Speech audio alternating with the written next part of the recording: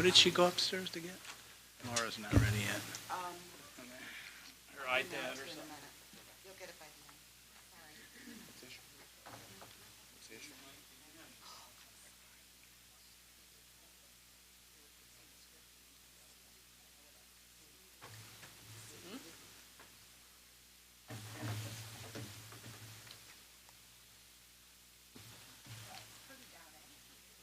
I know, it's nice weather, no one wants to come to a school board meeting.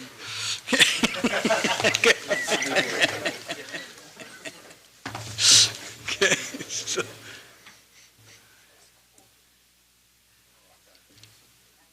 Are you cold in here? It's a little nippy. Here she comes. No, it's on her.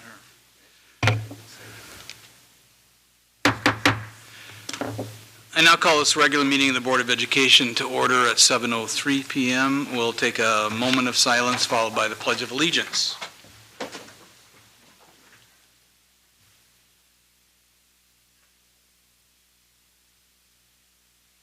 pledge allegiance to the flag Of the United States of America, and to the republic for which it stands, one nation, under God, indivisible, with liberty and justice for all.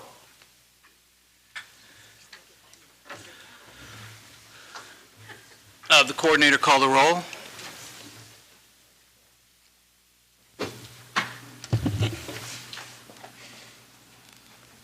Ms. Jackson, Present. Mr. Rollins. Here. Mr. Scrivano, Here. Mrs. McCulloch. Here. Dr. Harner. Here. Mr. Connor. Here. Mrs. Powers. Here. With 7 present, we have a quorum. We do not have any media students here tonight, I don't think, televising. And so we do have a recognition, and I believe Dr. Wolf is going to do that recognition.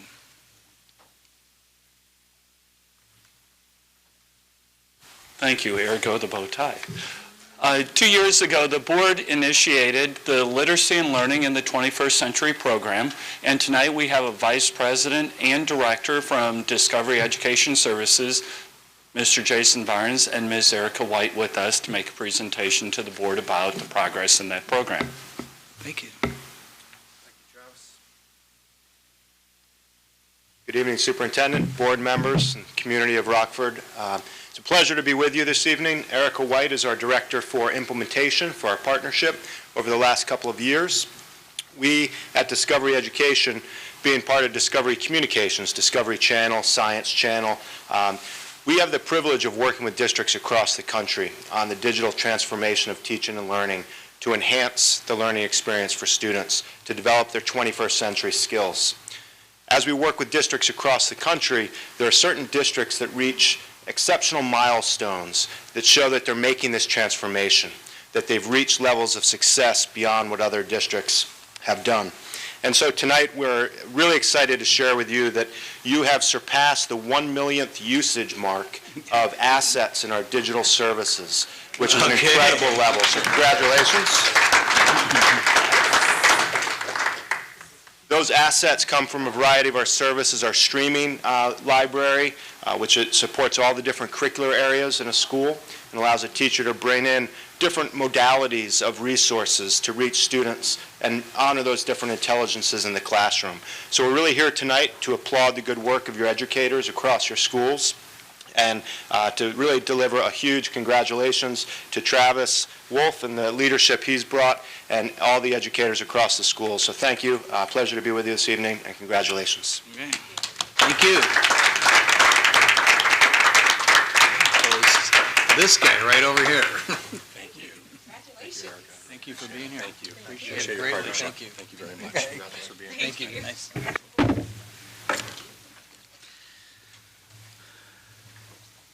Okay, thank you. We are now at the petitions and communication portion of our meeting when we invite the public to make comments. First Amendment of the United States Constitution guarantees the right of citizens to petition their government, as well as provides for the freedom of speech. Also, the Illinois School Code requires that there be a time at regular and special meetings for public comment. Thus, we are following those mandates during this petitions and communication portions of our agenda. According to our Board Policy 2.230, the public comments portion of the meeting is limited to a total of 30 minutes. The Board will not respond to comments at this time. If it is appropriate, you'll be contacted in a timely manner by staff in response to your questions. In order to allow sufficient time for the business of the Board and to conduct our meetings in an efficient and effective manner, we are requesting that you comply with the guidelines that are posted, and each speaker will be allowed no more than 2 minutes to address the Board. We only have 2 speakers tonight, so we'll have Mr. Floyd Prunty speak first. And there is a clock on the wall over here to help you with the 2-minute time frame. Okay? Okay, thank you very much. Okay? We need to turn your mic on, that's all. All right, thank you. I'm a grandparent, so I'm just going to speak briefly. The current codes, I'm for the current codes. The current codes, as controversial to some, need not be changed. The codes are to help discipline our children and prepare them for a productive life after school. Hopefully, we as educators, parents, and grandparents have done our job to help them achieve success in life. Discipline is a large component in this process, along with obedience. Let's expand our children's minds and souls. As educators, I want you to know that these are the times that try men's souls. And I hope that we will expand and not shrink for our children's sake. We don't want to make it easy for our children because they are having it hard today. We must remember a boy without a father needs the same education as a boy with the father. We should have complete zero tolerance for drugs and weapons in our school.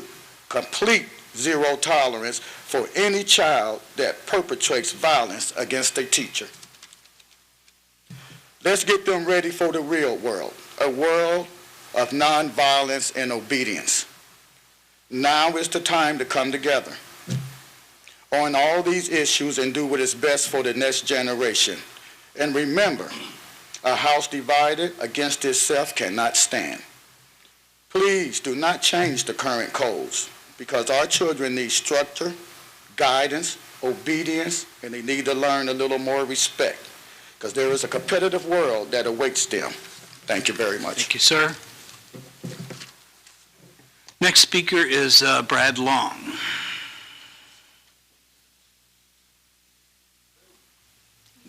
There we go. Yes. Hello, my name is Brad Long, President of the Northwestern Illinois Building Construction Trades Council. Thank you for your time tonight. I'm here tonight to talk to you about our 4th year of a partnership between District 205 and the building trades to put on our Career Expo. So April 28th, 29th, 30th, and May 1st will be the expo this year. It'll be held at the 1117 Tabala Boulevard at the Carpenters Training Center. Last year, over 500 District 205 children attended, and we had stations from with the carpenters, electricians, plumbers, laborers, operators, sheet metal workers, iron workers, plasterers, cement masons, painters, teamsters, and each trade took time to show the kids what their trade and their craft was all about, what it entails to get into an apprenticeship program for each given craft, and what's required of them. We try to pound the point to them that if they want to swing a hammer or lay brick or bend pipe or be in the building trades, guess what? Stay in high school. Pay attention because we're looking at your transcripts and we need the brightest of the brightest entering our building trades, but there are great opportunities for you if you do. So we're pleased to do that, and we think it's a great partnership, and we look forward to it continuing. And I'll just end with any appreciation or consideration that this board and administration gives local contractors and work coming up is appreciated. When local taxpayer dollars goes to a local workforce, I think everybody wins. And we understand that sometimes decisions are tough, but we appreciate any future consideration in that. And thank you very much. Thank you, sir.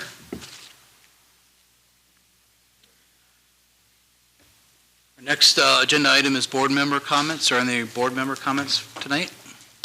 Mrs. Powers? Just wanted to say Happy Earth Day, and how appropriate for the Discovery folks to be here on Earth Day. Okay, that's true. Mr. Connor.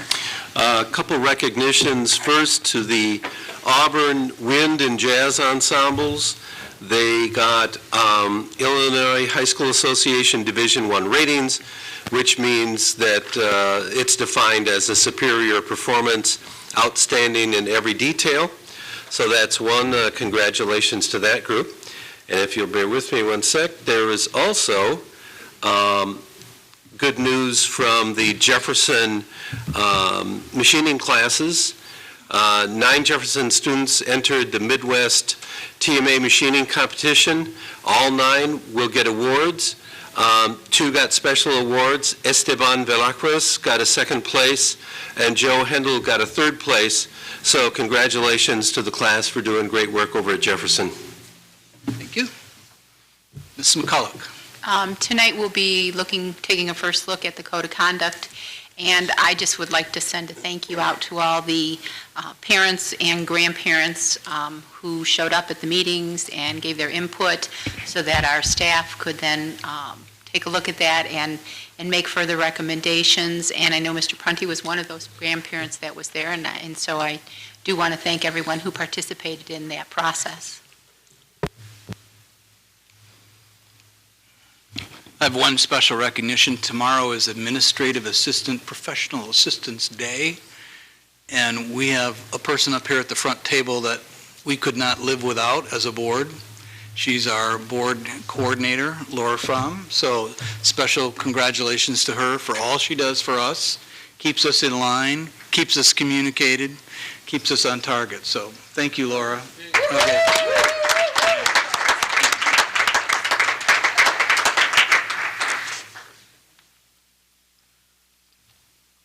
No more comments? If not, we will now move to the consent portion of our agenda, including the following consent items: meeting minutes of April 8th, 2014 and April 1st, 2014, payroll, accounts payable, purchase orders, contracts under $10,000, and air travel.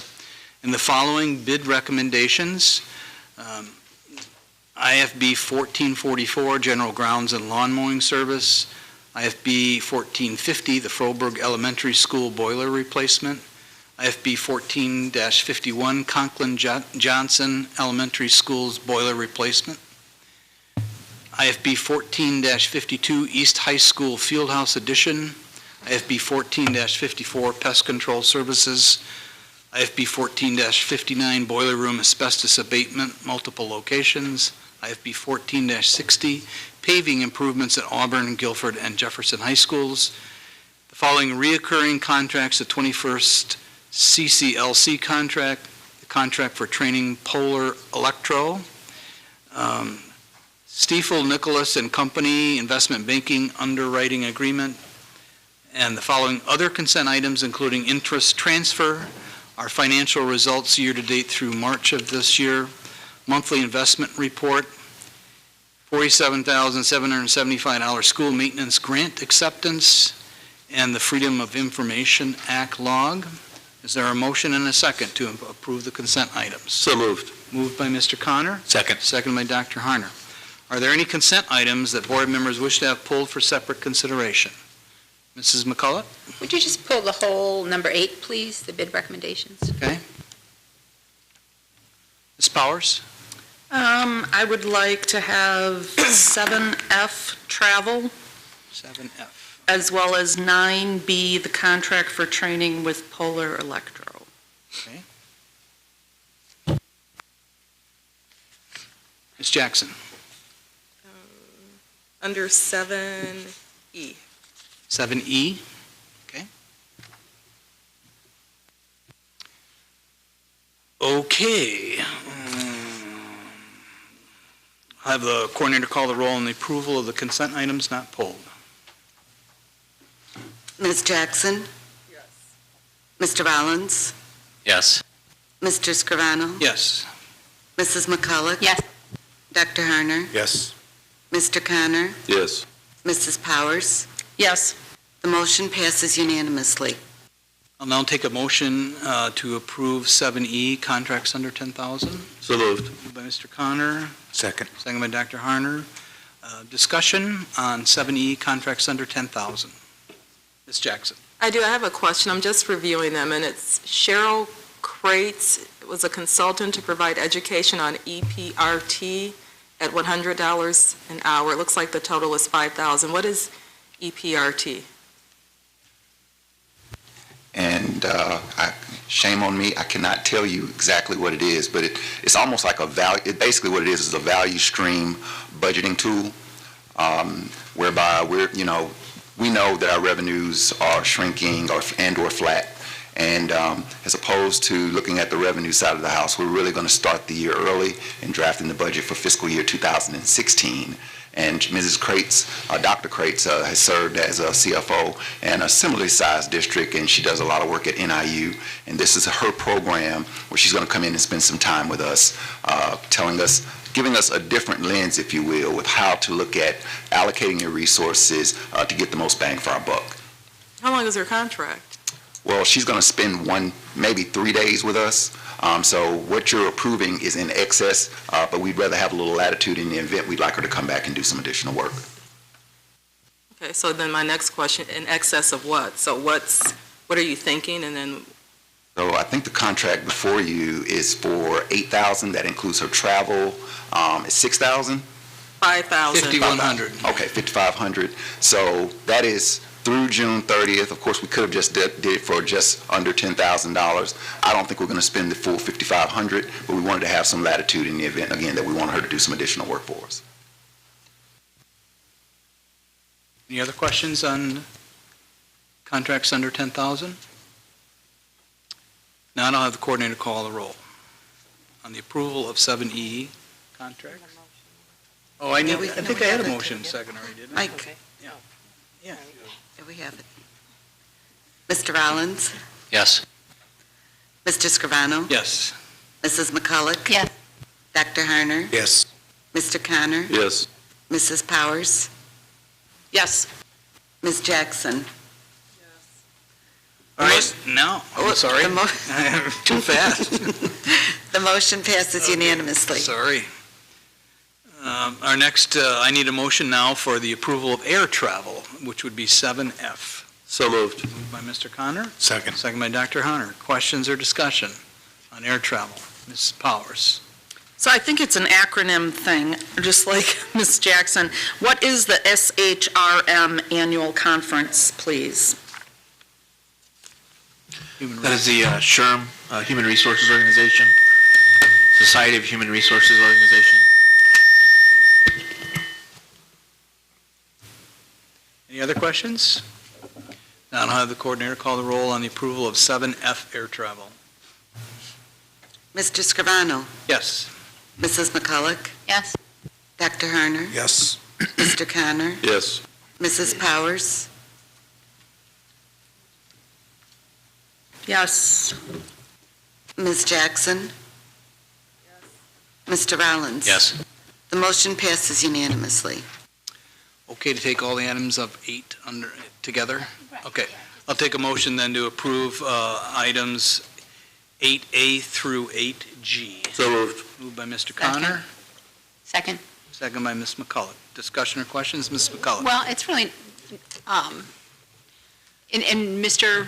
Rollins has mentioned this before as part of Operations Committee, and I know that it's been brought forward by our financial people, but just so everybody understands, when we have bids that we are approving, because the community would like very much that the money all stay local, we are still held to the law, and the law says that we have to take the bid of the lowest responsible bidder on our contracts. And so it's not that we don't want to provide the most opportunities for work for the local companies, it's that the local companies need to be the lowest responsible bidder for us to do so.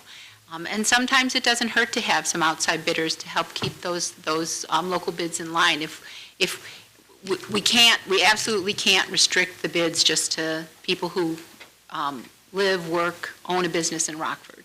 So I just want to make sure everybody is fully aware that we're just following the law in doing so. Any other questions on 8A through 8G? Ms. Jackson? Someone from the administration speak to the East High School Field House Addition bid and what the recommendation is. Mr. Schmidt? The bid recommendation you have is for the construction of the field house with cafeteria addition, a multi-purpose room, a weight room, site improvement, ADA accommodations with the elevator there for about 4 floors there on part of the building. Right now, the cafeteria is not accessible through the building unless you go outside of the building if you have a wheelchair or ADA accommodations out there. We also have in there courtyard expansions where we're putting a new cafeteria, some demolition for the library remodels that we're doing for the academies this year. Also the office relocation, we're relocating the office to the east side of the building and turning those classrooms, that office into classrooms, and the classrooms, demoing the classrooms where we're going to put the new office along with an additional parking lot in the back of the building. We're also accepting a couple alternates on here, and we're also recommending the job shadowing program in there as an alternate 10. And so why are we recommending the alternates, and then where is the job shadowing? So it looks like alternates 2, 5, 7, 10? Yes. Speak to those? Yes. So what's alternate 2? It's 2. 18,000. Alternate 2 is going to be, excuse me one second. Alternate 2 is the library demolition that we're working on.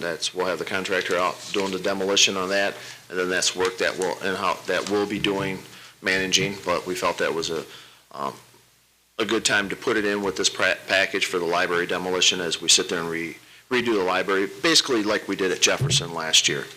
Number 5 is going to be for the tunnel foundation repair. There's actually, the way east is, there's a tunnel underground that goes from the bottom of the boiler room to the main building. That is like a pipe chase. Since we're going to do the repairs on the paving out there, we're going to be tearing up the ground. We have some leaks in there where we have steam lines. So since we're digging it up, we're going to sit there and look at that tunnel and put some repairs on that masonry tunnel in there. Number 7 is exterior work at the courtyard. As we put the field house in there and we put the cafeteria addition, we're going to have basically another courtyard. So we're going to do some additional work out there to make it a place where the kids can go out there and also use it as an educational space, because if we don't do it now, we'll never be able to get access back there to it for the earth moving equipment. And then number 7 is the workforce development number 10, excuse me, is the workforce job shadowing program. So how did you come up with 187,000? What does that include? Where is that? What does that include in the 187? Kevin, you want to answer that one, since you were heavily involved in that?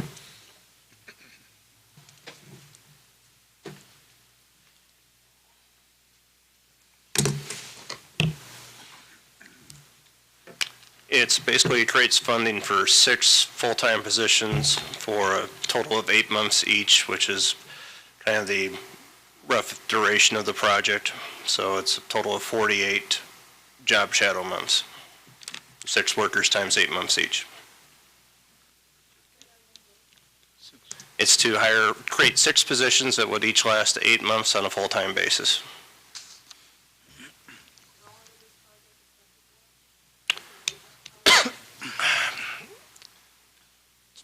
Probably start to completion is probably in the 10 to 12 month range. I don't have the exact date in front of me, I apologize. Ms. McCulloch? Could you stay a second, because my question is also on that job shadowing piece. So I noticed that on all the bids, there's a variance. The lowest was on that alternate was 160,000, and the highest was 275,000. Yet it was for the same number of students or apprentices per, so it was 6 per, same number of hours, same pay, because we kind of determined the pay. So why would there be $115,000 difference in the bid on the 2? And we aren't at the lowest. The 187, when we accept this bid, is really at the low end. It's closer to the 160, because some of the other, what was there, a 237 and a 275? What would contribute to that variance, please? This would be purely speculation, because obviously I was not in the bid room with the bidders as they formulated their proposals, but one possible explanation is Some of the bidders who bid it on the higher end maybe didn't have the enthusiasm for the program that others might have had, and therefore priced it at an unattractive price, but that's purely speculation.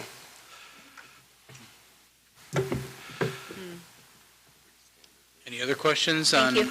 8A through 8G? And I'll have the coordinator call the roll on the approval of the bid recommendations. Mrs. McCulloch? Yes. Dr. Harner? Yes. Mr. Connor? Yes. Mrs. Powers? Yes. Ms. Jackson? No. Mr. Rollins? Yes. Mr. Scrivano? Yes. The motion passes with 6 yeses and 1 no. Okay, now I will take a motion for 9B, the contract for training Polar Electro. So moved. Moved by Mr. Connor. Second. Second by Mr. Rollins. Questions or discussion on 9B? Mrs. Powers. My bad. I know that we've had one other contract with this company, and I've asked Attorney Holdley to take a look at the policy for us to review, because I would like to get results of the first contract before we agree to place it under a reoccurring contract. So I understand that we've had them come and do training, but I haven't seen anything that says that we should go back to them or what the success or outcome of that training was. And so I'd like for us as a board to look at it, so I thought I would use this example and bring it to your attention. Dr. Wolf?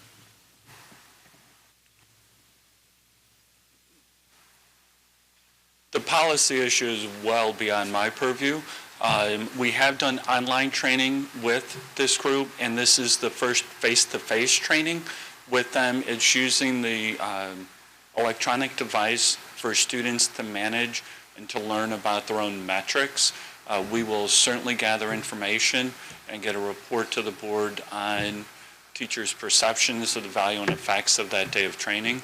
And then as part of our collaborative work with Winnebago County Health Department, we also do a results report, and we'll get that. Okay. Any other questions for Dr. Wolf? Now I'll have the coordinator call the roll on the approval of item 9B under recurring contract. Mr. Connor? Yes. Mrs. Powers? Yes? Ms. Jackson? Yes. Mr. Rollins? Yes. Mr. Scrivano? Yes. Mrs. McCulloch? Yes. Dr. Harner? Yes. The motion passes unanimously. We are now at the closed session consent agenda items, including resolution regarding residency hearing, closed session redacted minutes, HR organizational report and addendum, student discipline, in which listed students are prohibited from being on school grounds and school-sponsored activities without the prior written permission of the principal, and suspensions are affirmed. The following student is expelled for the remainder of this school year, 2013-14, RA1. The following students are expelled for the remainder of this school year and the entire next school year, the 2014-15 school year. Students ASB 2 and AV 5. Following student is expelled for the remainder of this school year and the first semester of next year, MTE 3. And the expulsions for the following students are held in abeyance contingent upon a conditional probation agreement, JUB 4 and LMS 19. And the following students have been granted a conditional probation agreement: SC 6, JDG 7, JAH 8, CH 9, KCK 10, DL 11, HNM 12, AM 13, CDW 15, AJZ 17, and ERC 18. Is there a motion and a second to approve the closed session consent items? So moved. Moved by Mr. Connor, seconded by Dr. Harner. Are there any items that board members would like to have pulled for separate consideration? Ms. Powers? 11D, HR organizational report. 11D, okay. Okay. I'll have the coordinator call the roll on the consent items not pulled. Mr. Connor, Yes. Mrs. Powers, No. Ms. Jackson, Mr. Rollins, Yes. Mr. Scrivano, Yes. Mrs. McCulloch, Yes. Okay. Dr. Harner. Yes. The motion passes with 6 yeses and 1 no. Now take a motion for the approval of 11D HR Organization Report and Addendum. So moved. Moved by Mr. Connor, Second. second by Ms. Powers. No discussion. I'll have the coordinator call the roll on the approval of 11D HR Organization Report. Mrs. Powers. Ms. Jackson, Yes. Mr. Rollins, Yes. Mr. Scrivano, Yes. Mrs. McCulloch, Yes. Dr. Harner, Yes. Mr. Connor. Yes. The motion passes with 6 yeses and 1 no. Very good, thank you. We'll now have the superintendent's report from Dr. Jarrett. I just wanted to highlight that coming up in this week's update and Saturday's meeting, we'll be continuing to discuss upcoming dates with the facilities planning discussion. We will have 3 committee-approved plans in place, and I think we're going to have a very busy 6 to 8 week period here as we talk to all kinds of different community groups, including going into every elementary school to get teacher, staff, and student input on the 3 plans that the Facilities Task Force has recommended thus far. Really excited about hearing from the community and want to encourage anyone that's listening out there to find out when the meeting is at your local elementary school or at one of our evening events, and we'd love to hear what you have to say about how we can improve any of the existing offerings that we have out there to make sure we maximize the use of our resources to come up with the best possible facilities plan, and welcome what I hope is going to be a very productive community conversation. Thank you. Ms. McCulloch, you can proceed with the Education Committee report. Education Committee has not met since the last board meeting. We will be meeting again on Monday, May 5th in this room at 5:30. Included on that agenda is a report from Mr. Weisman on the park rollout. We'll be having a presentation on the middle school assessment and a report from the gentleman who did that. We have a couple of textbooks on the agenda, middle school science, and social studies. And then we will also have a report from Tyler Fagan on the middle and high school health. So we'd love to have you join us. Otherwise, you can watch on Channel 20. Okay. Mr. Rollins, you can proceed with the Operations Committee report. The Operations Committee also has not met since the last board meeting, and we will be meeting in this room on Tuesday, May 6th at 5:30 p.m. Okay. Thank you.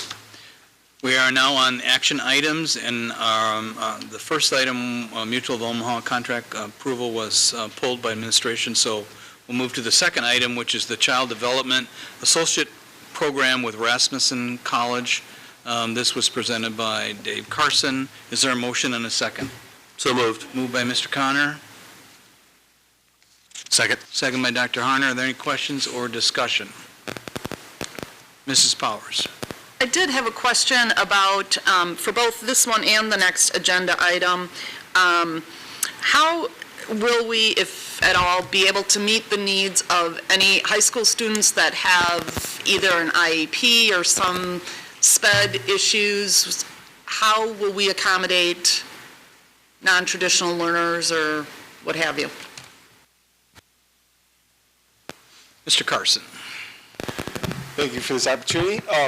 With the UW-Platteville contract, again, the intention there is for that staff member to be an employee of Rockford Public Schools, and so the processes we normally have in place to support students with special learning needs would certainly be maintained. For the Rasmussen courses,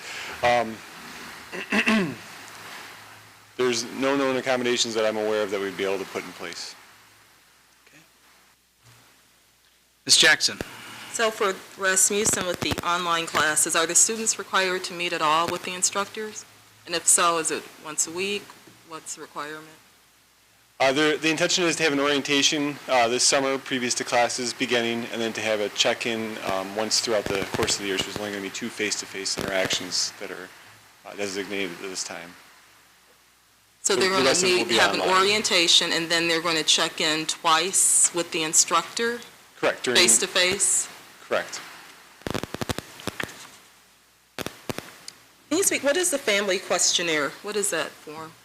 The family questionnaire is a questionnaire provided to the families of the children who the students have provided care for as a part of their internship, so the hours that they have to accumulate in their internship. So it's to provide documentation to show the effectiveness of that student in that internship. Okay, and it says that we're responsible for coordinating the 480 hours of professional experience, the internship. Where will those be? Do we have any place? So again, primary opportunity with Roosevelt is they have a child care facility on site where those students will be able to complete those hours. Rasmussen has some leads that they're willing to share with us that they've been using locally here in the community, and our own early childhood program has offered to make arrangements possible as well. And Gina Corona, our secondary program coordinator, will spearhead the coordination of those internship opportunities for our students. Any other questions? Mr. Rollins, do you have a question? No, not a question, just comments. I do have concerns about this. The first concern I've got is that, as we discussed last time, which I guess I hadn't really understood till we had the discussion, is that this articulated credit really doesn't count unless they happen to go to the specific institution that they're taking the course through.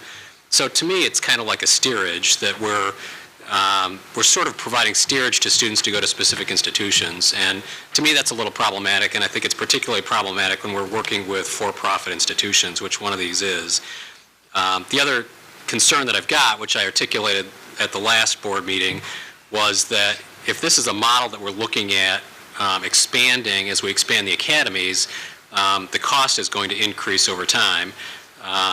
It's about $20,000 for each of these now, and if we keep doing this for more and more pathways, that cost is going to increase over time. So I just have concerns with both of those concepts, that we would be paying for basically doing marketing for a secondary institute or a post-secondary institution. Seeing no other questions, I'll have the coordinator call the roll on the approval of the Child Development Associate Program with Rasmussen College. Ms. McCullough? So then if it comes back to us next year, will it just come back as a recurring contract, or will we have a conversation about it? Since the costs will escalate, can a recurring contract come back at the same cost? That's a Lori Holdley question. If you revise your policy and, as Ms. Powers suggested, then there would be certain criteria in place to look at a contract before it's brought back as a recurring contract. And if a board member suggests a policy change or whatever, then we typically look at that as a board? Does it require more than one board member to ask for that? No, it doesn't require more than one board member. Under your current policy, one board member can request a policy change. And yes, so then it would be brought back to the board for you all to look at. Okay, and I ask that because I echo Mr. Rollins' concerns, and the fact that it doesn't just come back next year as a recurring contract with it more additional money unless we know what the outcomes and how we see that dovetailing with other institutions and the like. No, seeing no more questions, I'll have the coordinator call the roll then. Nope, one more. Okay, Ms. Jackson. I'm sorry, is it going to be clear to students that they understand unless they go to Rasmussen, they won't earn college credit? So again, there'll be an information session previous to them completing the application, at which time we would explain that. There's going to be a contract, a student contract, in which that will be articulated, that this is for credit specifically with Rasmussen College. And then again, they'll have that face-to-face interaction with the instructor when they begin the classes. So we'll have 3 opportunities before they actually begin the coursework to make that clear to the students. Okay, and if we don't get 25 students, is this still going to be offered? Because it says up to 25. So if we don't get 25, we'll do this?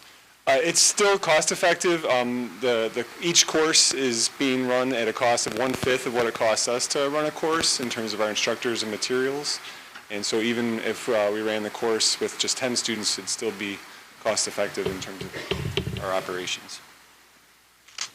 The price would go down, correct, with 10 students because this is... Correct, because there's the tuition cost is flat, but the materials and then the testing costs are per student. Okay, thank you. Real quick, before you sit down, could I ask, is there a minimum number that you'll need to run it? We're shooting for a 10 as being a minimum number of students. If we have 9, I would anticipate we would still continue to run the program at that number. Okay. 10 is our minimum goal we're shooting for. Okay, I'll have the coordinator now call the roll on the approval of Child Development Associate Program with Rasmussen College. Ms. Jackson? No. Mr. Rollins? No. Mr. Scrivano? Yes. Mrs. McCulloch? Dr. Harner? Yes. Mr. Connor? Yes. Mrs. Powers? No. The motion passes with 4 yeses and 3 nos. Thank you. Our next action item tonight is the introduction to crime scene investigation agreement with UW-Platteville. Is there a motion and a second to approve that So agreement? moved. By Mr. Connor, Second. second by Dr. Harner. Are there any questions or discussions? Ms. Powers?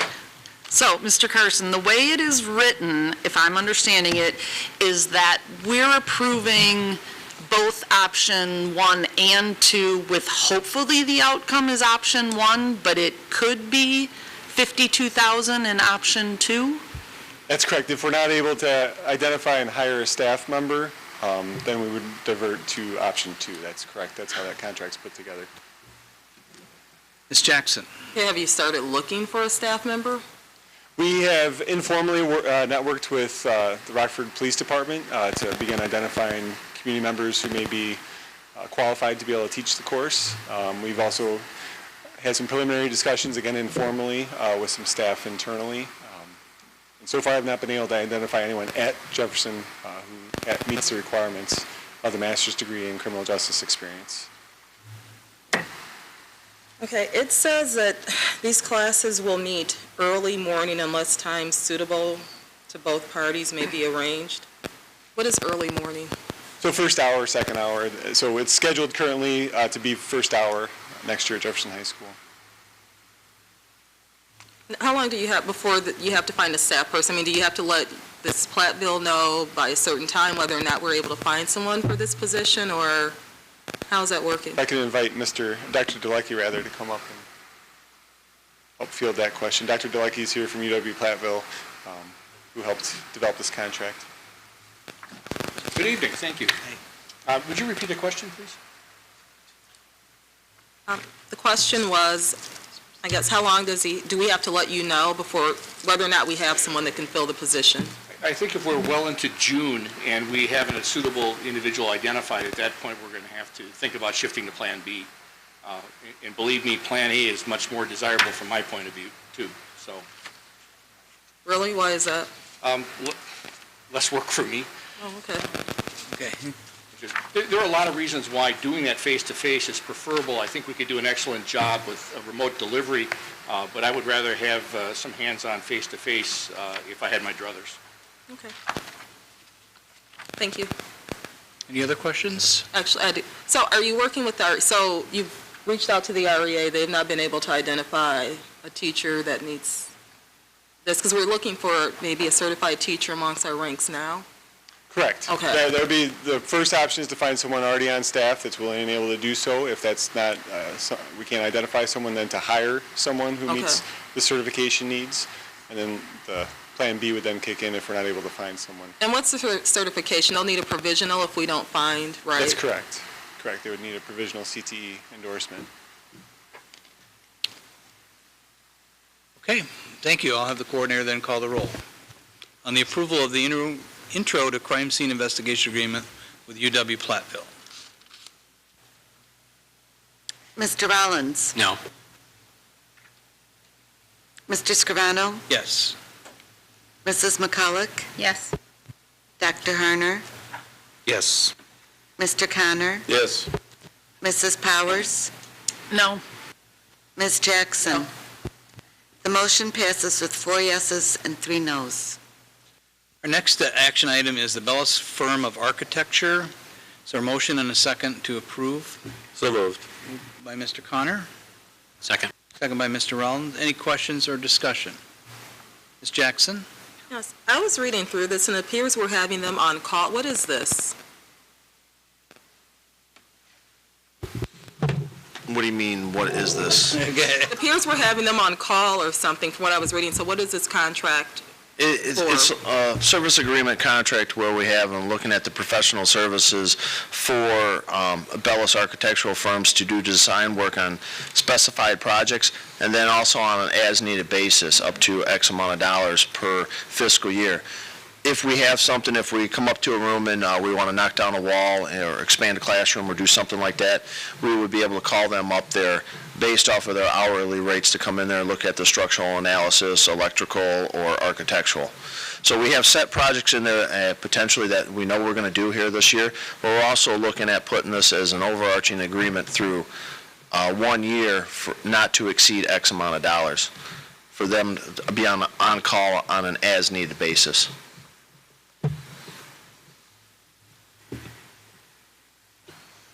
Mr. Rollins? This did, and the other one that's coming up tonight did come through the Operations Committee, and the Operations Committee recommended approval, but it also generated the discussion about the possibility of hiring an in-house architect to have on staff. There are things that we may be doing in-house, but it's my understanding anyway that they require an architect stamp. You have to actually have plans that have an architect stamp on them, so you're going to have to hire an architect one way or the other. Either outsource it or have somebody on staff, and understand the administration is actually in the process of doing an analysis to see whether it does actually make sense to have an architect on staff, which would maybe obviate the need for some of these contracts. Okay. Mr. Connor? I was going to say a lot of the same things, but the one comment I'll add is that there's expertise that we don't have on staff today, as Mr. Rollins pointed out. The purpose of this is to divide up smaller projects where we need architectural expertise that's not on staff, and clearly we need some help, and we have the two options that was stated. So this makes sense. It's cost-effective. We give it 1 year and see if it's cost-effective to hire somebody. Any other questions or discussion? If not, I'll have the coordinator call the roll on the approval of the Bellis Firm of Architecture.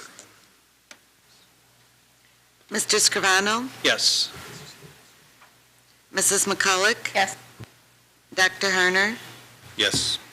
Mr. Connor? Yes. Mrs. Powers? Yes. Ms. Jackson? Yes. Mr. Rollins? Yes. The motion passes unanimously. Thank you. Our next action item is the McGinnis Architects. I'll take a motion to approve that.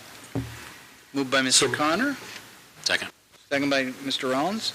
Any discussion or question on this agreement? Seeing none, I'll have the coordinator call the roll on the approval of the McGinnis Architect Firm. Mrs. McCulloch? Yes. Dr. Harner? Yes. Mr. Connor? Yes. Mrs. Powers? Yes. Ms. Jackson? Yes. Mr. Rollins? Yes. Mr. Scrivano? Yes. The motion passes unanimously. Final action item tonight is the Facilities Task Force Guiding Principles. This has been presented, right? I need a motion first. So moved. Moved by Mr. Connor, Second. second by Dr. Harner. Any questions or discussion? Yes. Ms. Jackson? Why do these require board approval? I'll speak to you from the task force perspective. The task force, when these were developed, and that was with some input, community input and focus groups and teachers and others, but all the recommendations that will be brought forth to the community are based on these principles, these guiding principles, and if the board doesn't support the guiding principles, then there was concern by the task force that we couldn't bring forward any of the other recommendations because they weren't in line with what the board believed. So therefore, I was asked by the committee to bring them to the board for their support before we bring the next step forward in terms of any sort of recommendations. Mr. Connor? Does that answer your question? Thank you. It's similar to a policy that you would be adopting, so you would take this into consideration, and that is how administration would follow through, as well as how the board would then follow through. Mr. Connor? Mrs. Jackson's question is a good one, and I'd say that one of the main answers is that these principles could have material impact on the designs, and that would affect cost, scope, and other germane aspects of the design. So I think it's fair that we agree on these principles because they'll drive decisions. But it's a fair question. Mrs. Powers? So I thought that we just spent money trying to kill a bill downstate that would allow for 2 miles for students to have to find their own way to school, and yet we're looking to increase it to 1.5 miles. Is that, it's 1.5 miles now. So why does it say increase the number of students? Because we would change? I don't understand what. What number are you on? Number 11, the second bullet, transportation efficiencies.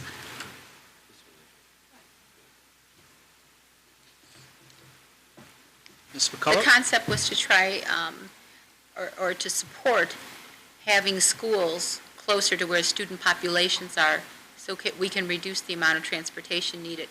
If we reduce the amount of busing needed, to do that, we would increase the number of students who can actually walk to their school. And that's what it's saying. Increase the number of students who can walk to school if they choose. Their other choice would be to have a ride from their parent if they're 1.5 miles. 1.5 miles or less from the school. So given our current transportation issues where there's a lot of places that don't have sidewalks, or where the city, there's railroad tracks that are preventing, parents from wanting to allow their kids to walk to school because they have to cross railroad tracks or what have you. So I guess I just am concerned about just putting down your protractor and drawing a line of 1.5 miles when it may be highly populated, but if it isn't practical, so that's where I understand that we're supposed to approve these, but at the same time, to me, that is pretty subjective about whether that's how that gets interpreted and how it gets executed. So, well, perhaps the verbiage, I don't know if you'd like to recommend a change, but that's within our current operating policy for the district, 1.5 miles, unless there's a hazardous route, at which point a student is provided a bus transportation. And I could have administration speak to that, but we're just following the current policy. We're not saying every student within 1.5 miles has to walk. We're trying to increase the number of students within the 1.5 miles who can walk, but certainly if there is a busy road to cross, any other hazardous aspects, just as we do now, we will continue to provide transportation. That doesn't change. okay. Well, as long as We were trying to support the current policy. yeah. The other thing I just wanted to call out is that by adopting these guiding principles, then that is also us endorsing the additional, is it 30 million? I mean, that's one in the same, or when we approve the budget, that's when we approve the 30 million. I just want to know what my vote is saying, that it's the principles as well as the dollars?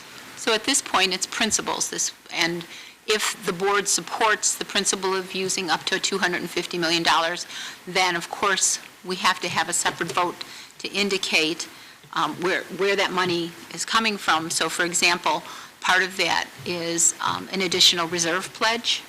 And so what the task force has asked is that if the board supports the guiding principles and one of those is, increases the spend from the 211 to 250, that we actually, before we even bring any plan to the board, have the board weigh in and vote on that, moving the reserve, additional reserves over. And so it is the intent of the committee to bring forward at the next two board meetings, one a first reading and then for a vote as an action item, the second reading in May, that particular item. So you will actually weigh in and vote on that fiscal component. Some of the other pieces of that fiscal or the additional revenue would come from a dedicated pledge from the administration on an annual basis toward furniture, toward money from operations and maintenance, and from a piece of the CRPT to go toward that $250 million. So that's voted on annually, but the reserve pledge move would happen because we as a board vote on that in May. Okay. And then if the board doesn't support that, we'll have to go back to the drawing board and see what we can do with that much less in funds. Thank you. And lastly, I just wanted to thank the special ed teachers that helped me to get comfortable with the idea of special ed centers, just given the growing population of special ed students, specifically autistic students. I wanted to make sure that that met with their requirements, and they were very helpful. So thank you to those teachers. And can I make another point of clarification when we started with these principles? And it still does fall within the principle. But it had been the hope of the committee that our students, we have a large bilingual population, and that those bilingual students could be all in their own schools. But to best serve those students, we came to the realization that we will actually have in the population centers where we have the largest density, that we will actually have strands of bilingual, but they will be closer to their home. We're not going to send them to another school just to fill it up, for example. We'll be putting them in a school that is closest to their home. So you could consider that a center, but it really would be, for example, one strand of bilingual and two strand of neighborhood. And we have had conversations with some Latino leaders to find out about that, and there has been support so long as the adequate services are provided, that people, in general, parents are telling us that they would like to be closer to their schools, to be closer to their home, at least in the groups that we've had as focus groups. So I wanted to make sure everybody understood that because of the way it's written in here. The intent and what will actually, what has actually been further determined by the committee. Thank you. Any other discussion, Ms. Jackson? So I am not going to support these guiding principles tonight. And I have a question. It says like early childhood centers, that was not, I don't believe, a part of our original facilities plan. So are we talking about building them? If so, I'm looking at costs. The other concern I have is when we're talking about increasing the number of students who can walk, while it creates efficiencies for us, it creates hardships for families. Many of the families that I hear from, transportation is their number one issue. So we're going to implement a plan that will only hurt families even more. And I'm just not supporting these. I don't support them, so. I'd like to speak to the early childhood centers. We currently have 3 early childhood centers. We have Summerdale, we have Dennis, and we have Fairview. And when we looked at the information and the data, the rest of our early childhood students are divided among 7 schools. Once again, we've plugged them into schools that had some open space. And so the early childhood center concept has worked at the other 3 schools that we have, and from a transportation perspective as well, because those students are on a different timeline than our elementary students. They have to come on separate buses. It works for us, it works for the district to have those students in centers. In addition to that, part of having an early childhood education is not just the educational component for the student, but also the support services that can be provided to the parents, the families. And so if you have a center, you can bring in support services from around the community and provide them space there so that they're more easily accessible to parents. And hopefully they'll provide more support from that direction. And one of the operating tenets that we had spoken about when we talked about zone schools, and I do realize, Ms.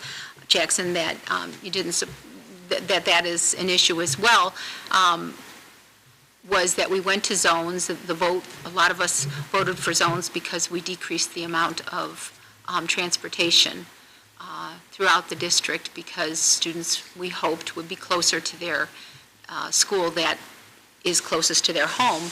We have not achieved a full rollout of that because we still have students who are grandfathered, so we don't really know the full outcome, but the board did vote in zones, and that was part of the reason it was supported, and that was why the committee chose to try to also support that. Mr. Connor?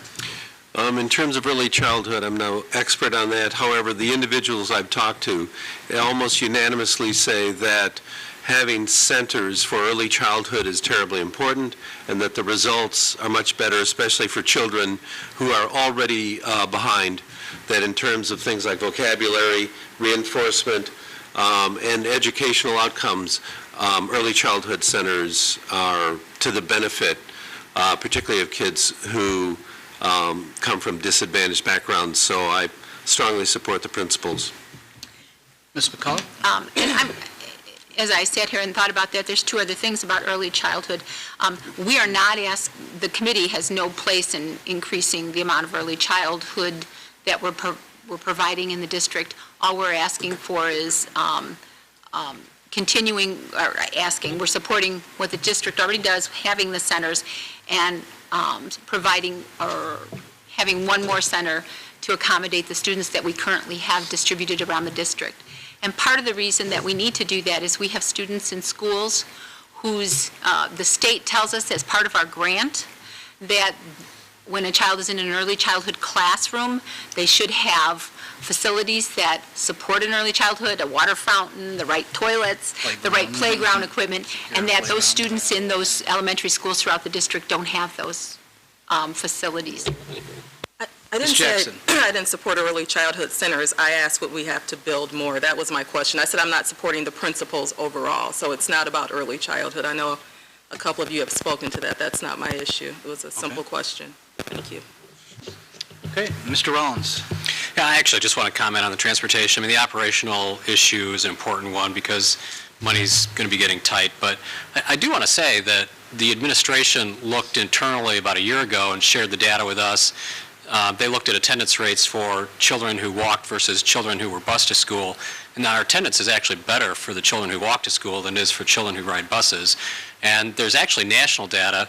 The Chicago Public Schools at Chicago Trib did a study probably about a year ago that showed that there was an inverse relationship between attendance and distance from school. The farther you are, the farther you live from your school, the lower your attendance rate is. There's actually national data that shows the same thing. So, you know, this is an area where the operational savings is important, but I don't think it comes at an educational expense.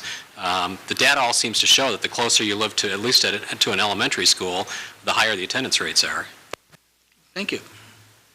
I'll have the coordinator then call the roll on the facilities task force guiding principles. Dr. Harner, Yes. Mr. Connor, Yes. Mrs. Powers, Yes. Ms. Jackson? No. Mr. Rollins? Yes. Mr. Scrivano? Yes. Mrs. McCullough? Yes. The motion passes with 6 yeses and 1 no.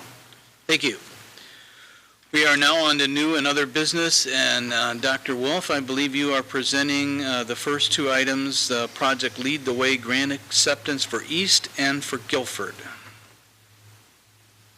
May I address them both at the same time? Absolutely. They're exactly the same. Okay. So the board has already accepted proposals to implement Project Lead the Way at East and Guilford, and now we'd like to provide some funding for that. It would provide $10,000 at each of the schools in FY15, $15,000 in FY16, and $10,000, bringing the total for each school to $35,000 to do what we already said we were going to do.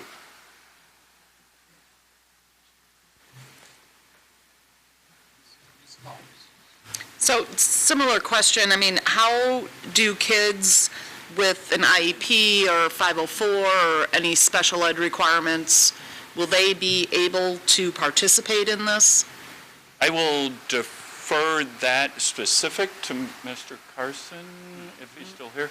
I do know that the law stipulates we do a free and appropriate public education, and so I am confident that my colleague Colleen Cyrus would do everything in her power to meet students' needs.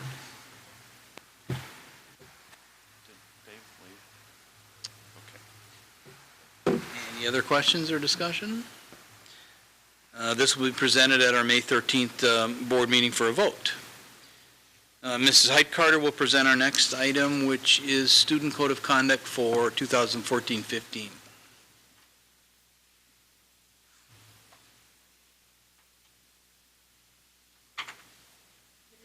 Have you hit the button there? Thank you. Okay, good evening, everyone. The following presentation is provided for the adoption of the fiscal Y 2015 Student Code of Conduct for the Rockford Public Schools.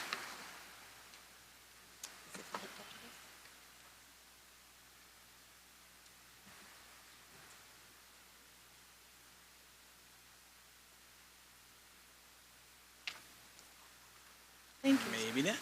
Okay.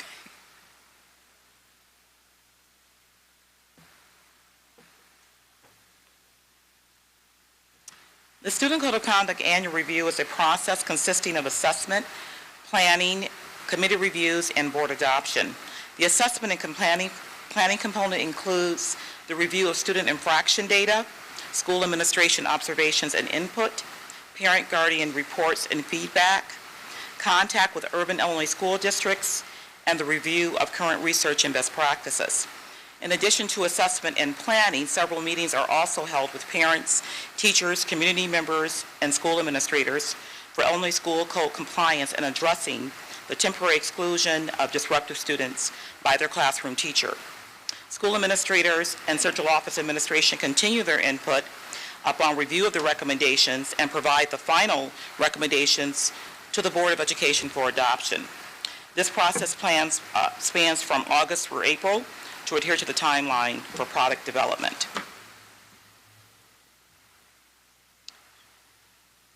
The design and formatting process of the Student Code of Conduct consists of language revisions, translations, adjustments in diagrams, and detachments, page deletions, as well as also page additions.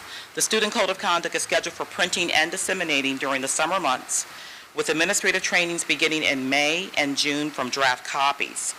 The final product is delivered to the schools during the last week in July for dissemination during our student registration, which occurs this year, August 6th and 7th. Parent community presentations begin in August and continue through October.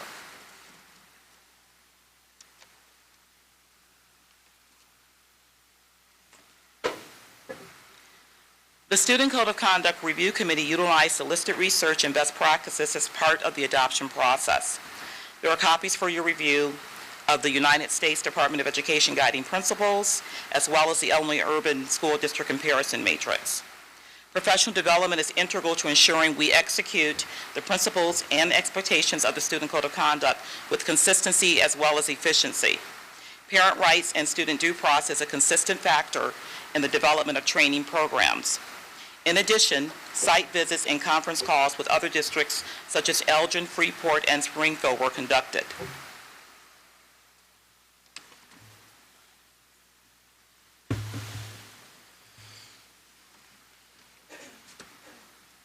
The following student behavior trend data is available for your review.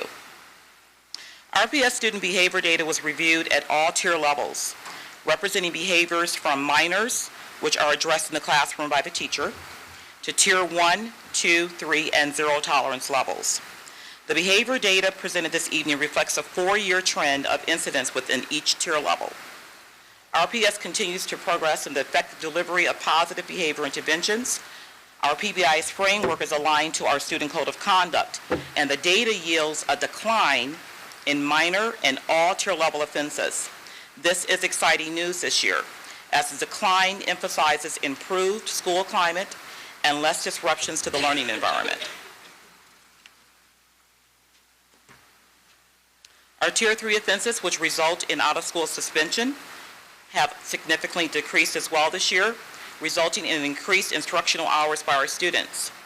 Additionally, egregious behaviors aligned to the zero tolerance level have declined by 49% as of March 2014. This reflects exceptional progress towards our goal to assist our students in developing positive character attributes within our schools and our community.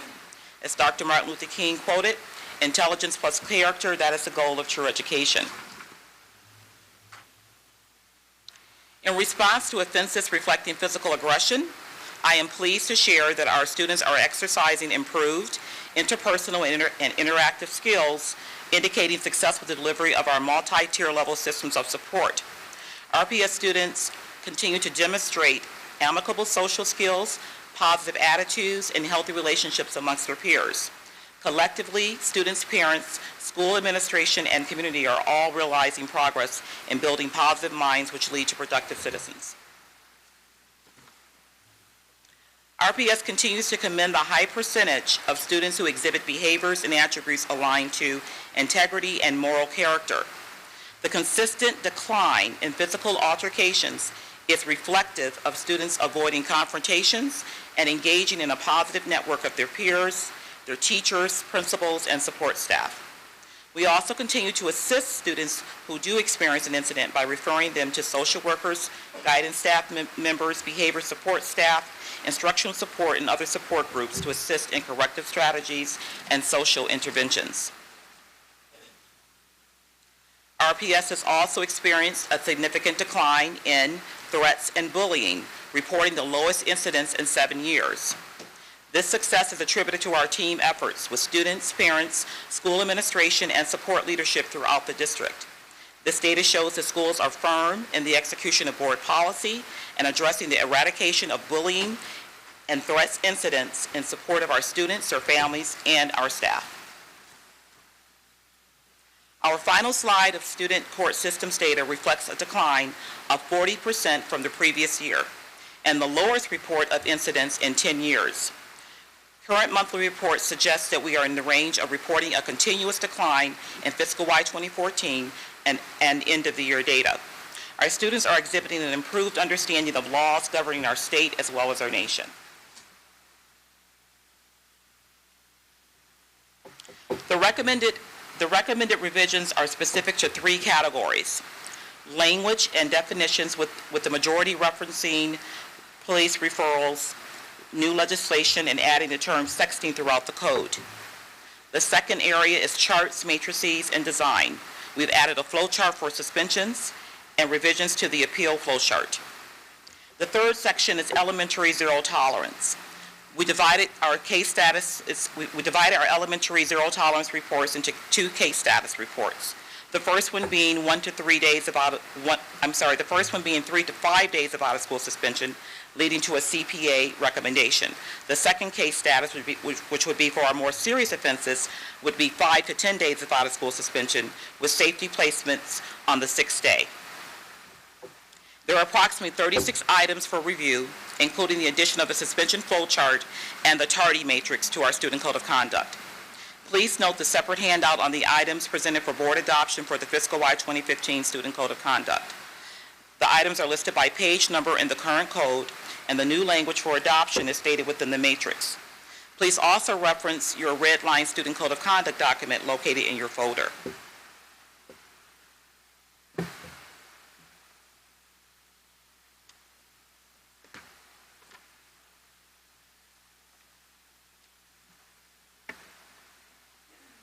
On page 1 of the Student Code of Conduct's adoption matrix, we begin our changes on page 4 underneath the category of students' rights and responsibilities. Is everyone there? Okay. Are there any questions on page 1?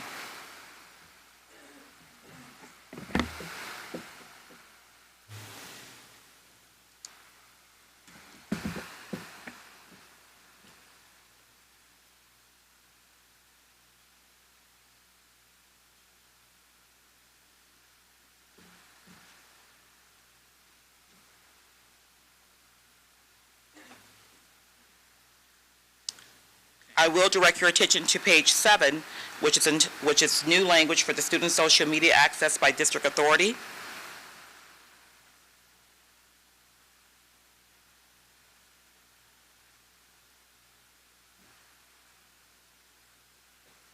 Any questions on those?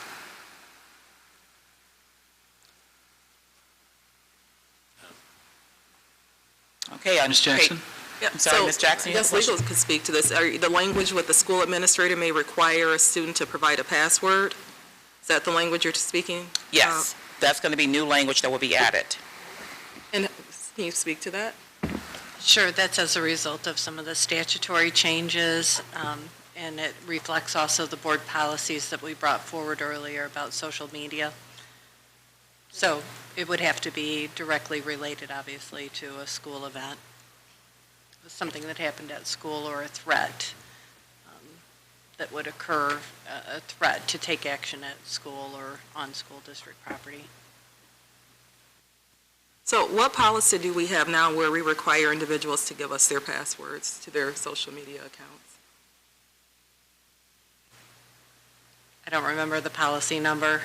Well, I thought there was a discussion about that, and I don't recall that we have one. So there is a policy where we require, is it staff to give us their passwords? No, this isn't staff, this is students in relationship to an incident at school or on school district premises or at a school event. No, I thought you said we had a policy currently, and so I don't think that, so do we have one for students right now that we require them to give us their password? It deals with the social media and bullying as well as, Right. yes. Does it require them to give us their password is my question, the current policy? I don't remember if the policy requires it. It's reflective of the statutory changes, and so this incorporates in the statutory changes within the student code of conduct, so it provides notice to students, direct notice to students and parents as to what could occur. Well, I don't support that.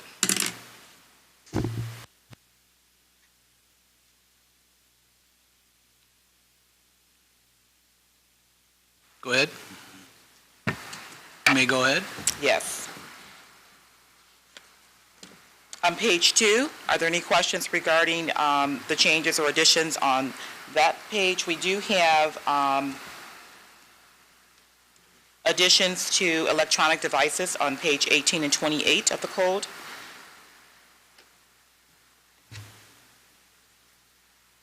So section 3 of that basically gives permission to the building administrator. Before, it was just the classroom teacher only, and also with the student's IEP. Page 2 of the matrix. Underneath language change, electronic devices.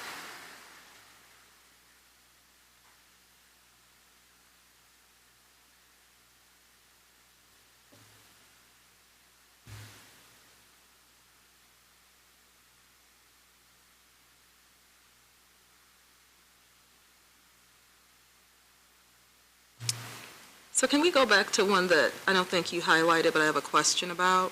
Okay. Okay, and I'm trying to find what page. It's about the dress code violation, and it's new language that we include when students don't wear their PE uniforms. Aren't there already some penalties if they don't dress for PE?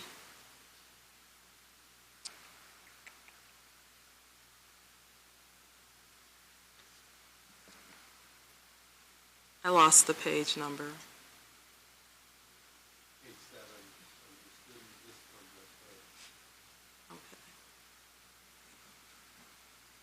You talking about the red line items in the discipline code? You know, I'm looking Yes. on board docs, and it's not red line. It just says dress code, add language to include failure to wear PE uniform. And Don't they already receive consequences in gym if they don't dress? Is this the same thing, or is this something different?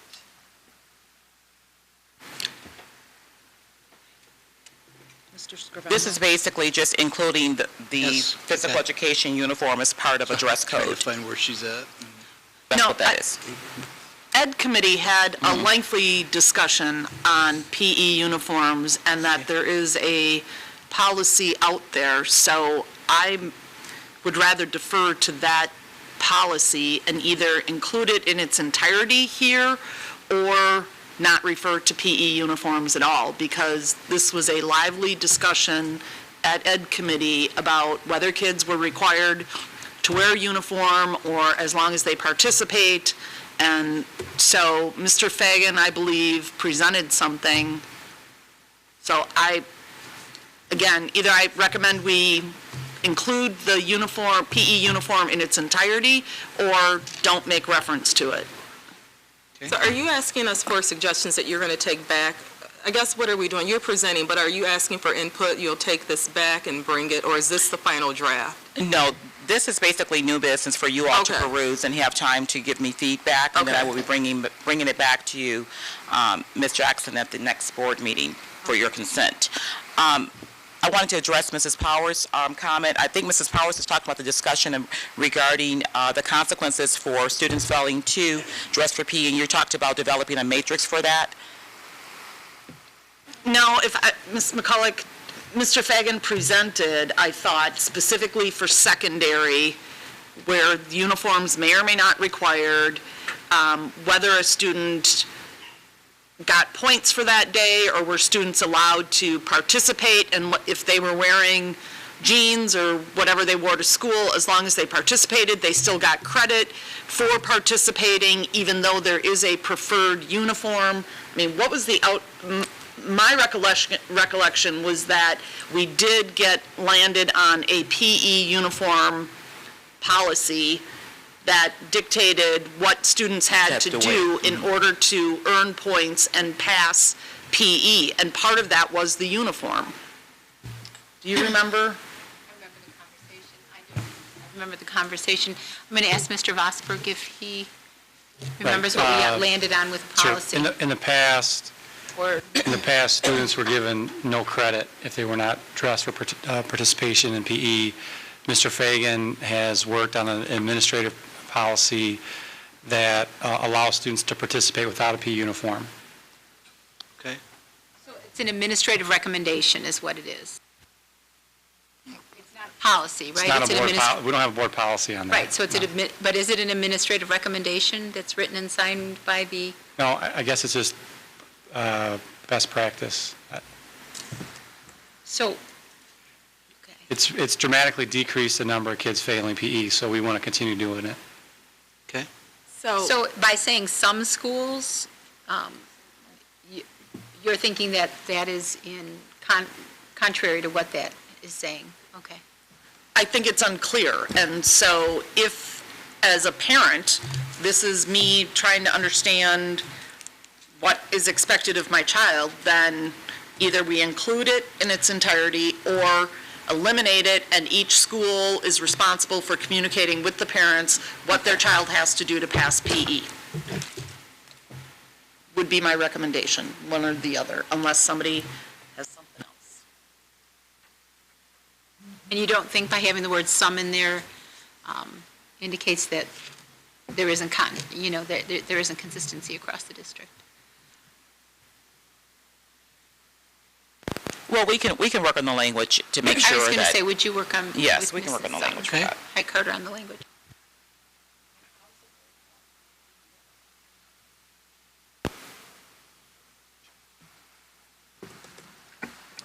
Okay. Okay. No. Ms. Jackson, I'm sorry. Ms. Jackson, also too, I think it was on page 1 of the matrix, but it was underneath the, language change. We do have it on that one as well. I don't know. So I guess I would recommend that we take that out. I do know that some of the schools have their own policies when it comes to PE, because I've heard from the different parents. So it's all over the place when it comes to this gym uniform policy, and I just don't feel that it's appropriate to have PE uniform included under dress code. It's just something else for parents and students to have to deal with. I think Mr. Vosberg said that it's increased without having, you know, all of it around the PE uniform, so that would be my suggestion.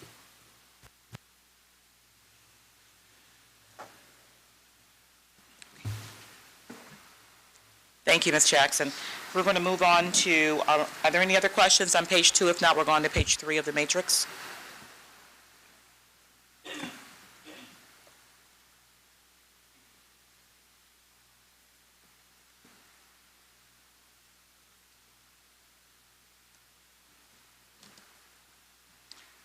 Just to note, on page 3, we did lay out the case status 1 and the case status 2 for the elementary zero tolerance language. And we also added in the language of cyberbullying, the social media access information. Are those new terms, case status 1 and 2, or no? Basically, yes, in terms of the elementary zero tolerance. Basically, before it was just one case and that was it. It was a 10-day automatic suspension and then an automatic recommendation for a CPA or expulsion. Now we're basically dividing those up to reduce the number of days of suspension for the elementary students.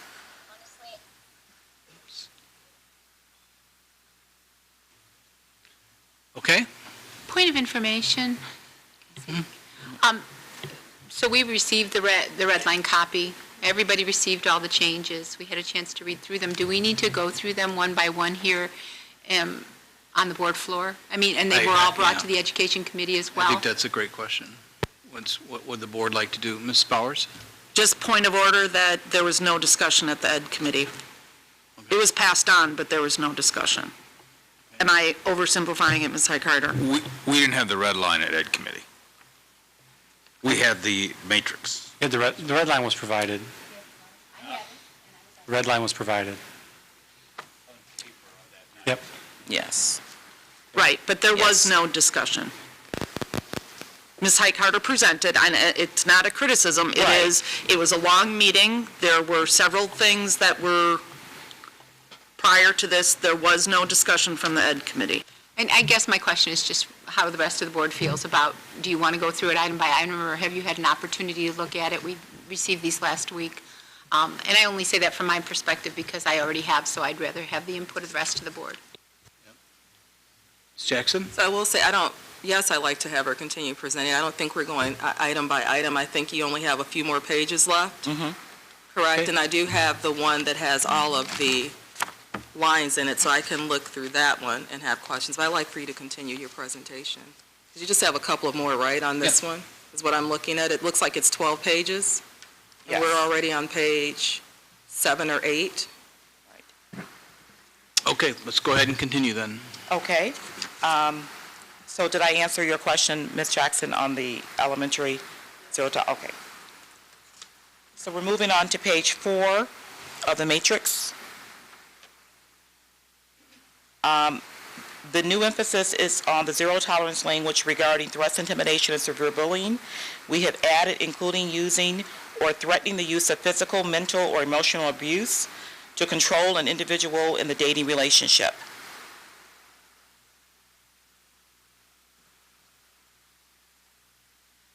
We've also added language to help better communicate to parents the mandatory 10-day out-of-school suspension and the recommendations following that for a zero-tolerance offense for secondary students. So they have options of expulsion CPAs, expulsion CPA alternative site, expulsion board CPA alternative placement of regional safe schools, or recommendation for expulsion only to the board. We did change a lot of the language regarding the referrals to police. So a lot of those are no longer mandatory. A lot of them became optional, or basically we omitted them altogether. We are adding a glossary of terms and acronyms and abbreviations to make the Student Code of Conduct more user-friendly for parents. And the last thing on that page, which is new, is we're going to be adding the tardy policy matrix to the Student Code of Conduct. And we provided that for you as a yellow sheet we gave to you all for that. Right. Any questions on page 4 of the matrix? Okay. The next item is a draft. This is not how the flow chart will look for the suspension, but it's a draft. We want to make sure that parent guardian outreach is first, and it was also suggested we provide how we will contact the parents. We'll be contacting parents by phone, conference, email, or U.S. mail letter sent. And then the process for the due process pre-suspension meeting will take place with the parent, the principal, and the student. The principal will then complete the office system for referral and notice of suspension, and the U.S. mail notice will be sent. The last section will be suspension term begins, homework is requested, suspension ends, mandatory reinstatement conference with the parent. If the parent agrees, or if the parent appeals, then the parent will go to the appeal matrix.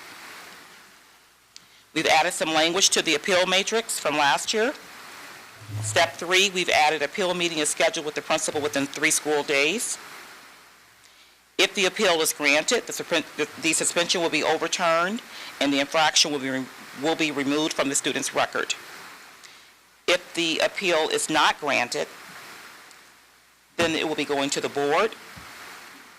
If it is upheld, the student suspension stands. If it's overturned, removed from the student record and the parent notification received in writing. Any questions on the suspension flow chart? Ms. Jackson? In the document that we have, it has a flow chart, and then it talks about the appeal process. Step 1 is to request an appeal in writing. And for some of the parents that I work with, that's a challenge. Is there any, can't they call to request an appeal? So if the principal calls you and says, Johnny's going to be suspended for 2 days, can't you right there state that you want to have an appeal? You can state that to the principal. However, the principal does need to have something in written format because the communication is always in writing. Just as a notice of suspension must be sent to them in writing as well. So they can advise them over the phone that has happened, and the principal has gone ahead and actually scheduled the appeal meeting, but upon the parent's arrival to the meeting, they've actually filled out the appeal notice and signed. Because if the suspension is not overturned, then the principal has the responsibility of submitting those documents to the board for review. Okay, so there's a form, because it says return the request for appeal within 24 hours. I mean, for some parents, this is a challenge. I just think we need to look at that appeals process, and I don't know if we work with them case by case if they say they can't, but if it's part of what we're holding them to, I think we need to have something else around that, like an alternative if you can't submit it within 24 hours or you don't have access to email or transportation or whatever. It could be anything. So what are you suggesting?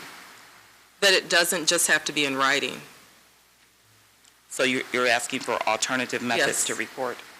I'm asking if you guys can look into that, yes, for the appeals process.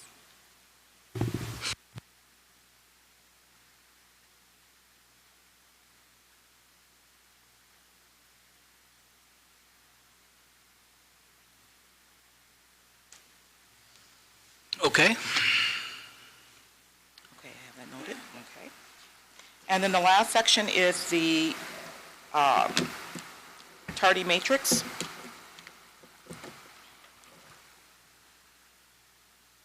Any questions on the tardy matrix? That was the yellow sheet that Yes. was in our packet here.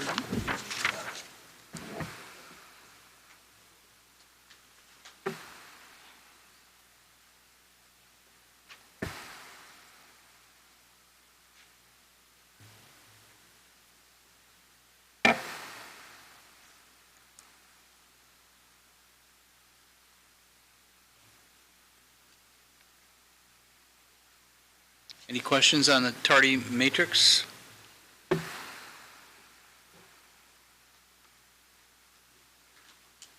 So you said this is going out to families? They'll receive this, it'll be in the code of conduct? We will be placing this in the code of conduct.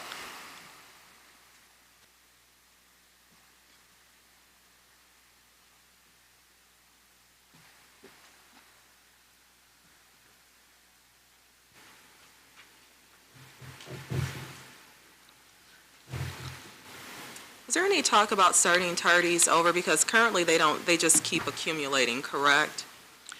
Yes, they basically accumulate throughout the year. Right.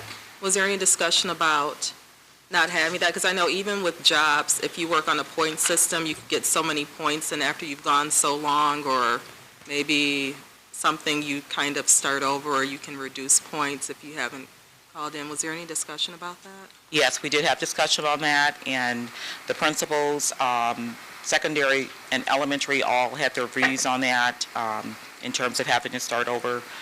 They looked at it like, the student was on probation or CPA or something like that, and you're starting over the next semester and having to start from, so they actually voted just to leave it as it is. So, along those same lines, because we did have discussion about it at the parent meetings. Yes. And there was a lot of concern about the fact that, if the student then serves their out-of-school suspension time, they've done the crime, they've done the time, and so they try to do better.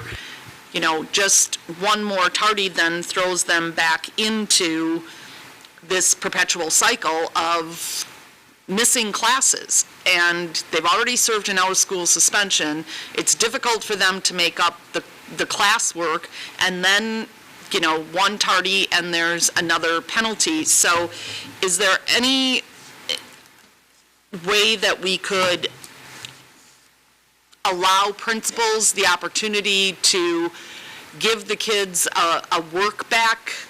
That if you want to come in and spend time after school, or if you want to help set up the gym for something, there's always things to be done, stuff envelopes, but something that if they do some sort of, for lack of a better word, community service, that they could have tardies erased. I just, we all get second chances in life, and if you don't want a speeding ticket on your record, you can go to driving school, and it doesn't affect your record or your insurance. I just think that for a child who has done what we told them to do because of tardies, they've served their out-of-school suspension, there is no forgiveness at this point, and they go right back into a penalty mode, and it is very, very difficult to work out of that, not just from an attendance standpoint, but from an academic standpoint. And I've mentored a couple of kids that it is very, very difficult. Behavior doesn't change overnight, and just putting a kid out of school for 3 days because of tardies is not going to immediately change their behavior. And I just think that this is very aggressive, and it doesn't allow for changing a behavior. And it's not working. Chronic tardy kids continue to be chronically tardy, and we're not working with them to see what we can do to get them to class on time. So I would like to see us look at some way for kids to have a restitution or something to be able to work tardies off their record. Ms. Jackson? Do we have truancy court? Because that's on this piece of paper at the secondary tier level. Right. I don't think that's going to be happening next year. We had hoped that we would. That's why we had the YSN staff write that grant. But right now, that's not in the process. We do have peer juries where we sit and talk to students about different issues, but whether or not we'll be actually executing the truancy court is still, has not been finalized yet. And I like to suggest with the tardies, we implemented the 50-point rule, and that was implemented when I came on the board. And so kids are able, if they reach 50 points, they're excluded from the extracurricular activities. They're able to work those points off. And so I would like for us to see if we can find a tardy policy that sort of mirrors that. Because even on the job, if you get so many occurrences, once you've, rectified it, then your points and things drop off. So I'd like to see us look at that. Ms. McCullough? I sat in on those parent meetings and listened to the conversation about the tardies, not just from parents, but from staff members that were there. And I came back downtown with a desire, so to speak, to understand why we had that particular policy. And I also sat in on the staff meetings when they were talking about those policies. And Mr.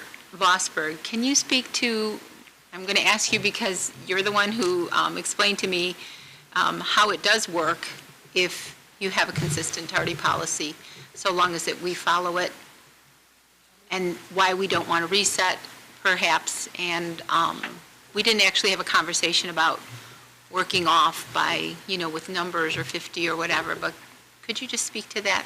Because it was Sure. helpful to me. Well, I want to speak to the process that we where we arrive with our code. And so Mrs. Highcarter spent several hours meeting with community members and has a review code committee of educators who reviewed all recommendations. And so what she's bringing forward tonight is what's been approved by her committee of educators, teachers, and administrators that work with our students every day. They have recommended that we keep the policy as is.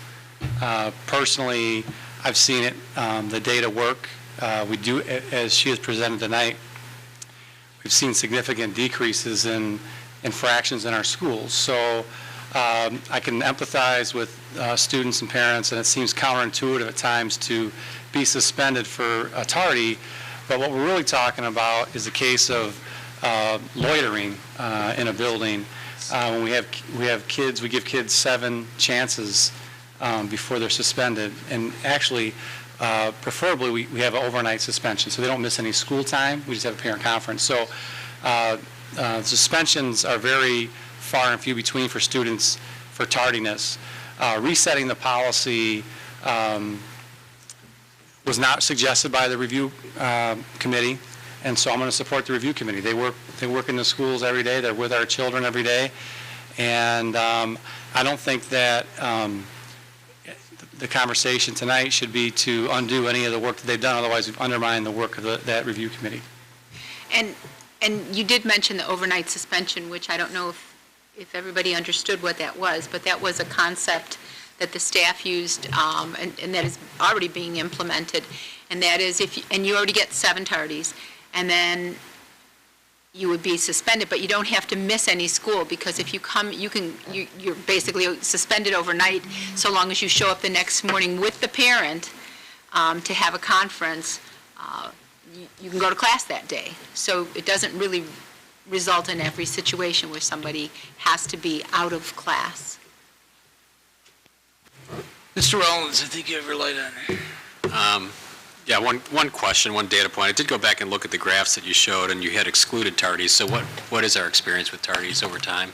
Tardies was included in your minor report. I thought it said it was excluded. Mm-hmm.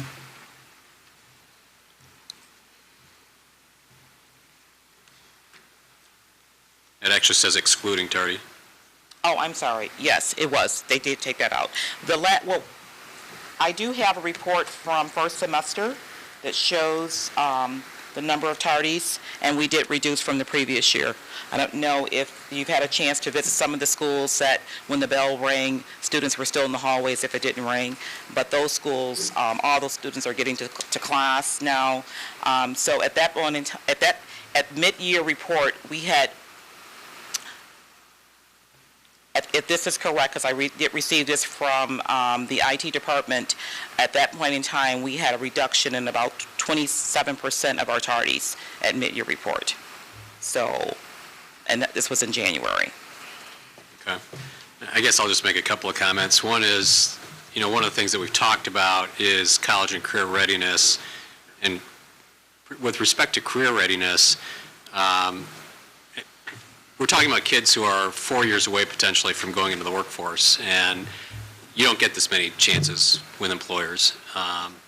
They don't, you get to this point, and I understand what Mrs. Jackson is saying, but that's like if you've got 2 or 3 tardies or absences, unexcused absences, and then you go a significant period of time, you may get to have some of those drop off.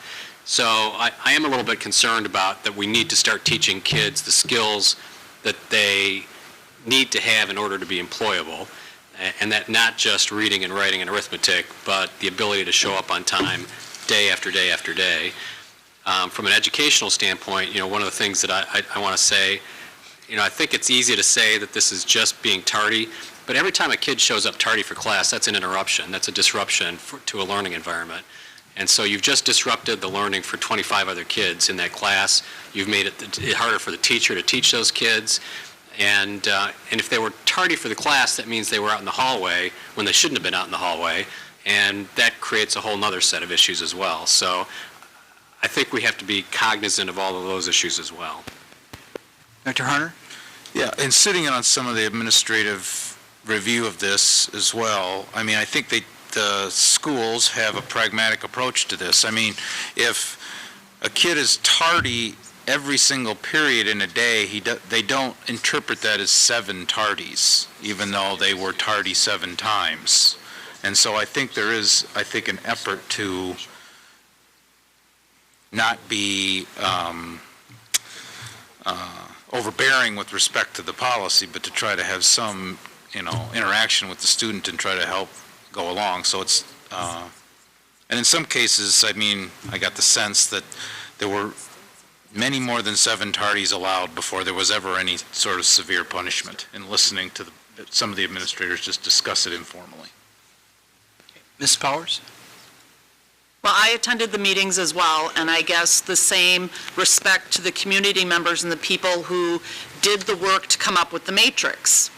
Now, there's another group of people who, in a closed session, not open to the public, vetoed the work that this committee did. So, Mr. Vosberg, I hear what you're saying, but at the same time, I think we owe it to the people that showed up to the meeting, to hear what they had to say. And an overnight suspension, to Mr. Rollins's point, I'm trying to keep my job.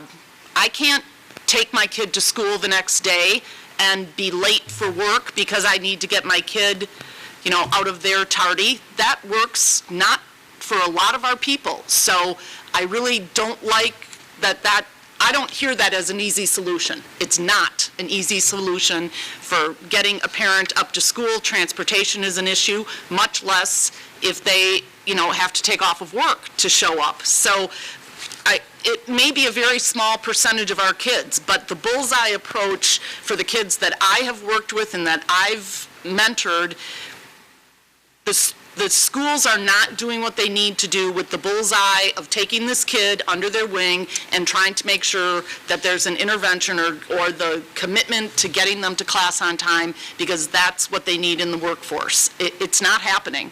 And all you're doing is pushing them out of school. They fall further and further behind, and we are not doing anything to try to get these kids on track to graduate. So I've said what I need to say. I think that from a process standpoint, I hear that the educators are working with them, but the parents and the community members also work with them and know the difficulties of what they have to overcome. Ms. McCulloch, did you have your line? Yeah. Oh, I did have it on, but it's on a different issue, and that was, there are a couple other places in this red line where zero tolerance comes up, and it talks about 10 days out of school suspension, and we really differentiated between elementary and secondary for that. And I know when you drill down into the elementary section, you see that we've reduced the amount of days of out-of-school suspension required for a zero tolerance. Mm-hmm. But there are other places, if you just go through and edit that, where, so for example, and there's not page numbers on here, corrective strategies, social interventions, and consequences matrix, there's a column, zero tolerance, and it simply says 10 days out-of-school suspension, and there probably should be something in there to indicate the difference between elementary and secondary, right? So that it's consistent with the rest of the document. If you take a look at that, Mm-hmm. Sure. Okay. I think that's it. The last few sections of that document is basically just discussing the alternative learning environments for students regarding social instruction and social service interventions. Are there any comments or questions in that area?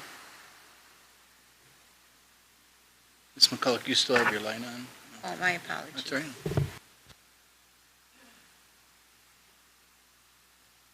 Okay.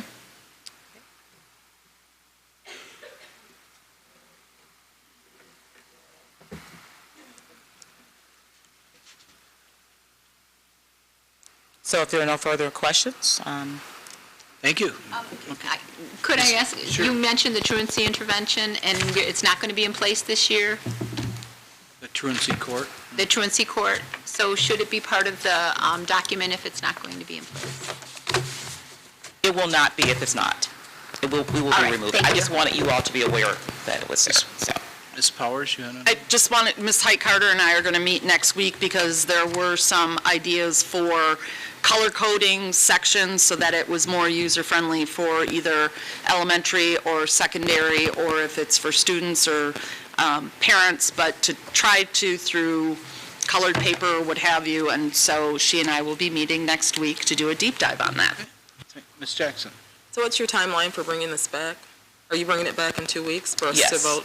I'll be bringing it back to you in 2 weeks, and I'm working with the graphic design company right now. Hopefully, I'll have a sample of the color outline after meeting with Ms. Powers next week. Okay. Will there be, at least, and I like that it's friendly, user-friendly, but will there be some sort of information to the board on the how that changes the cost? I mean, doesn't that cost more? Basically, he indicated that the coloring of pages would not change the cost. Super. And he also said that he would be willing to send us a model of the things that she had proposed, and we could put that online for view, but we wouldn't have to put it in print. Okay, thanks. Thank you. Mr. Rollins? Yeah, I hate to do this. I've got a question. So I'm reading the definition of look-alike drug, and it says any substance represented to be a drug or alcohol. And I just happened to be reading over the weekend about the growing problem that we've got with synthetic marijuana and synthetics. And actually, I mean, my understanding is those are represented not to be drugs, which is why they're being sold legally and can be purchased legally, but they're actually causing some serious health problems. So I guess my question is, do we have that covered in here? Are we covering ourselves to be able to do something about synthetics? We follow the law, don't we? I would defer that to legal counsel. You buy incense at a smoke shop and bring it to school, but it's synthetic cannabinoid, which doesn't happen to be on the right list because the law hasn't caught up with the chemists yet. Is there just nothing we can do about that? Is there... That would be viewed as a look-alike drug if they're trying to represent that it's an illegal substance, so depending on how or what's being represented. But you're right, no, synthetic would not be included, so you could add in the language. I wonder if that's something we should be thinking about, because... No, that's the problem. It's not illegal, but it's Okay, so dangerous. It's not illegal, but it doesn't necessarily have to meet the same criminal standards as the criminal code does. This is a student code of conduct. So you're outlining what is and is not appropriate conduct in a school environment. So if you include that as a synthetic drug, irrespective of whether or not it's illegal. I guess I'd just ask you to take a look at the definition then of look-alike and see whether you think it's expansive enough to cover that or whether we need to do something different there. Mr. Connor? So, Mr. Rollins, I'm not sure, are you saying that these synthetics have something like a cause that's similar to a drug? I'm not sure I understood. Yes. So they So will... what's going on is that the chemists, they create these substances mostly in Asia, and they'll stay like one step ahead of the statute. So the federal statutes will list actual chemical compounds that are illegal, and they'll every time something new comes out, they'll tweak the chemical compound. What they do is they spray it on leafy substances and then sell it, and people are smoking it, and it can have. They smoke it to get high, but it can actually be more dangerous than natural marijuana. Right. Okay. So you can actually go into a... Yeah, no, I understand. Do we not have a clause in there about essentially dangerous substances or something similar that would cover this condition? I mean, it's like, Yes, we If do somebody have- were to drink bleach or whatever, I mean, it'd be the same thing. It's a dangerous substance. I mean, We do have something to address harmful substances. Harmful substances, As well as objects, okay. but what Mr. Rollins is referring to, that would fall underneath the look-alike drugs. right, but he's talking about an actual effect, and I think, so the one comment I have from listening to this is, look-alike is one thing, and I understand that, but if there's something that physically causes harm, that we should have some kind of clause around dangerous substances that would be an umbrella for anything that would harm a student. And if not, we should have, I think Mr. Rollins is bringing up a good point, we would want to make sure the language would reflect that, I would think. I raised the question because I'm just looking at this now, and we seem to be defining look-alike drug as any substance represented to be a drug, and this seems to be the opposite, that it's something that actually does act like a drug, but is not being represented to be a drug. Could I suggest that, Attorney Hoadley, that we, when we get the code of conduct, that there be some legal representation on what we have that would fit this circumstance? Meaning, if we have language today that would cover this, I think it would be good to know that, and if we don't have language that would cover it, we would like to know that also. Okay. I didn't. Okay. Thank you. Thank you for your presentation. The next item, middle school strategic plan, was pulled by administration, and Mr. Contreras is going to present the True North Logic software agreement.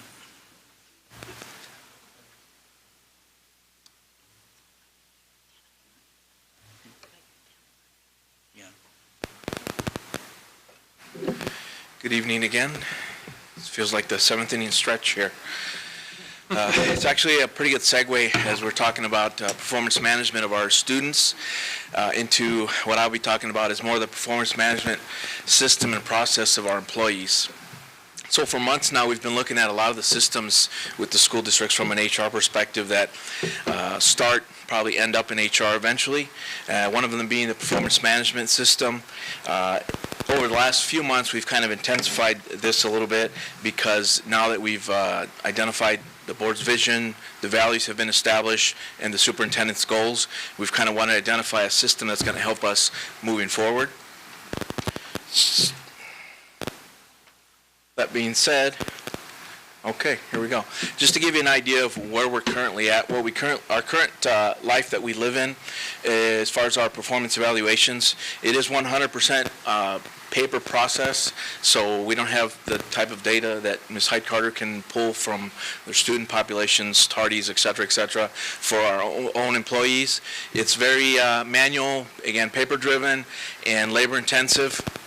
It's very difficult to extract any kind of data reporting until the performance cycle is actually completed, which makes it a little bit hard to hold middle and senior management accountable for the performance management throughout the entire cycle. We basically have to wait till the cycle's completed and we've accumulated all the evaluations in HR paper process, which gets filed into all the reports. I added a couple of questions there that if the superintendent asks me those questions, it would be very difficult for me to obtain that information. But on the next slide, I'll show you just a snapshot, maybe. Okay, so to put this chart together, what I would currently have to go through under our current system would be this is a snapshot of about 75 employees, that they would, someone in my staff would basically have to pull all 75 HR records, take the performance evaluations out, denote what the ratings were, and then manually plug it into a system just like this before I can present it to the superintendent if he were to ask me who are our top rated employees throughout the district, or at least in this pool of employees. But it doesn't tell them any much more than that other than the distribution itself. If he were to further ask me, are there any common trends in our top performers, themes, things that he could take a look at just to, again, accountability and performance manage the entire system on a much larger scale. I would again have to go back to the actual paper documents, either print them out or manually have them input into this process, whether it's a common theme or some other factor that we would be looking at to calibrate ourselves on what is a top performer in our district, to align with our values moving forward, and to align with the superintendent's goals. So what we did was we looked for a solution, and the first step we did was form a committee. The committee then created some objectives of which we took and started looking out in the market, not just other school districts, but other organizations that have had automated systems for many years now. We web-based, obviously, so that it's user-friendly for not just the raters, but also the end users, the individuals getting evaluated. We narrowed down to 3 vendors, and True North Logic was the one that kind of rose to the top. They tended to have the most experience with the K-12 area. They got a couple dozen of school districts that they currently work with, including Chicago Public Schools, Flagstaff, Florida, Hawaii. There's a handful of others that Springfield, I believe, is using True North as well. And in speaking to Naperville, they're looking at as True North as for one of their top 3 as well. We called 3 different vendors. One was Minnesota, Arizona, and Florida. And all of them gave very positive comments about True North Logic and the process involved and how they utilize it to evaluate their employees. It would solve our current paper process. The reporting process, it's got over 40 canned reports that can be pulled with just a handful of clicks and throughout the entire process. So we wouldn't have to wait till the performance cycle was completed. We could do it a third of the way in, halfway through. You can see different reports as to who's at what stage of the performance evaluation. We could sort it by schools, departments, by titles. And then again, it allows for the accountability of our management team, leadership team throughout the entire district to ensure that we're compliant and not procedurally defective on anything. This was presented to the Operations Committee at the last meeting. And this is, I know it's a bit of an eyesore, but it's kind of just a snapshot example of some of the reporting that can be done throughout the process. And again, these are just 4 or 5 of them, but there's over 40 that can be easily run to see where we're at in the stage, who's completed. We can even see who's potentially at risk for being non-compliant with the process itself. And again, better management and accountability throughout the entire process. The financial impact, as you can see here, 97.9 has already been submitted for the budget, and you can see the breakdown for the setup configuration. Then the annual recurring price will be 27.9, and the training costs are there as well. Our timeline is a little bit aggressive. We want to kind of launch this by the beginning of the next school year, and in doing so, we would launch and begin it with our non-bargaining employees first to get the ball rolling. So if we work backwards from that time frame, assuming the board is okay and wants to move forward, the June, July time frame we would be using for the training process of all of our raters, those that have administrative access, the actual process itself, implementing. True North Logic is compliant with all of our state regulated. It's Charles Danielson. All the state requirements are already built into the modules. And at this point, if there's any questions I can answer. Mr. Rollins, can you share with us what the Operations Committee say about that? Yeah, it did get presented to the Operations Committee. The Operations Committee suggested that it be brought back by the administration at the next month's meeting with more specific information. So at the Operations Committee, there was no recommendation one way or the other. I guess then I toss the question back to administration as to why it's here instead of back at the Operations Committee. In individual meetings with the board and in tying in with both my goals and also with my midterm evaluation, this is a high priority item. And so in working with Board President Scrivano and also with Mrs. Powers, requested that this be put on the agenda so that we'd have an opportunity to present this for the board in a what I hope to be a significantly improved and clearer presentation format, and so that is why it is here this evening. Will it then go back to Operations Committee before it comes to us for its second reading in May, so that they can vet any questions? I guess we can do that. If I could add to it, Mr. Rollins mentioned at the Ops Committee, I do recall one question that I specifically did not have the answer to, is quantitative data on what it currently costs us with our current process. So I don't have that. We could probably do some time studies and actually figure out what that cost would be. But again, it's more, I guess, more about what this new automated system could be doing for us in the future, and be more efficient, and as well as being more modern. Right now, just the paper process isn't. It's a good 10, 15 years behind.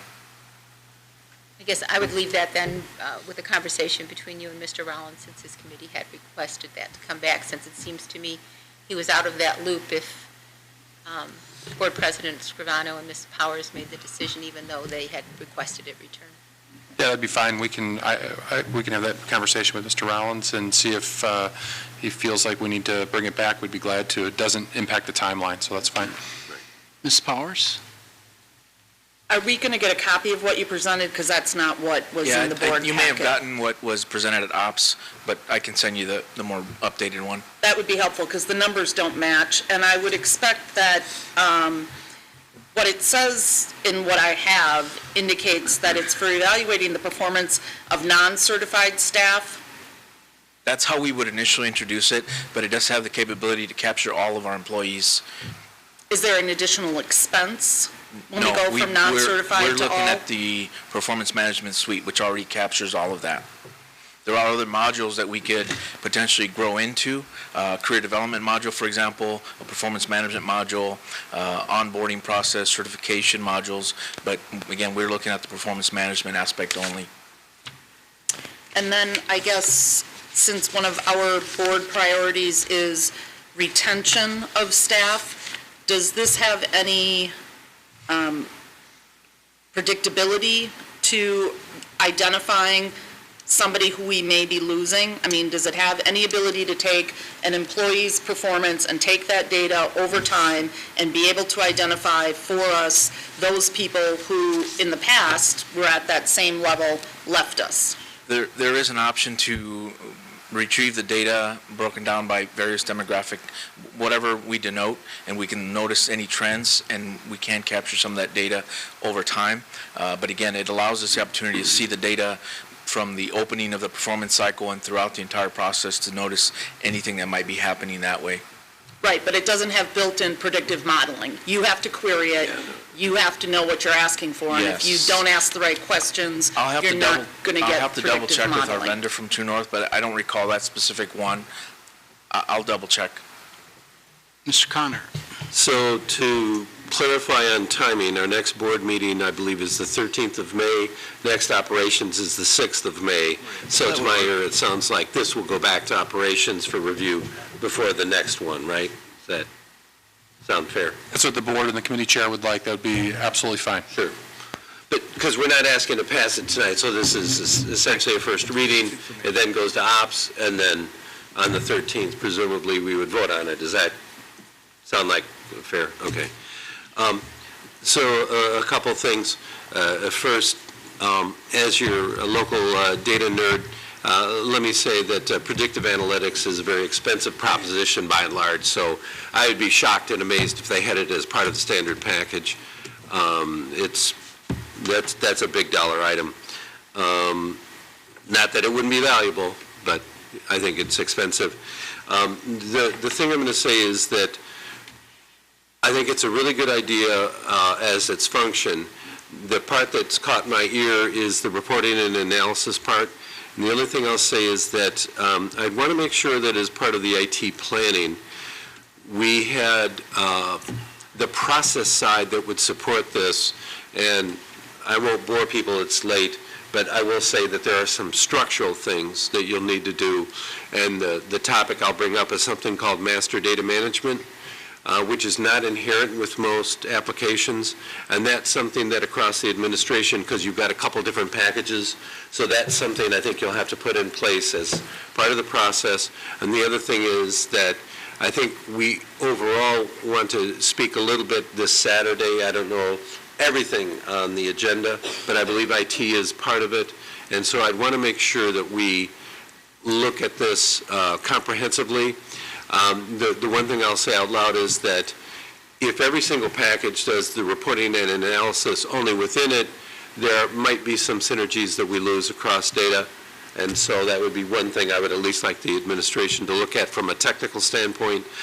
In particular about data repositories, if we put things in the cloud by vendor, clearly those vendors don't talk to each other.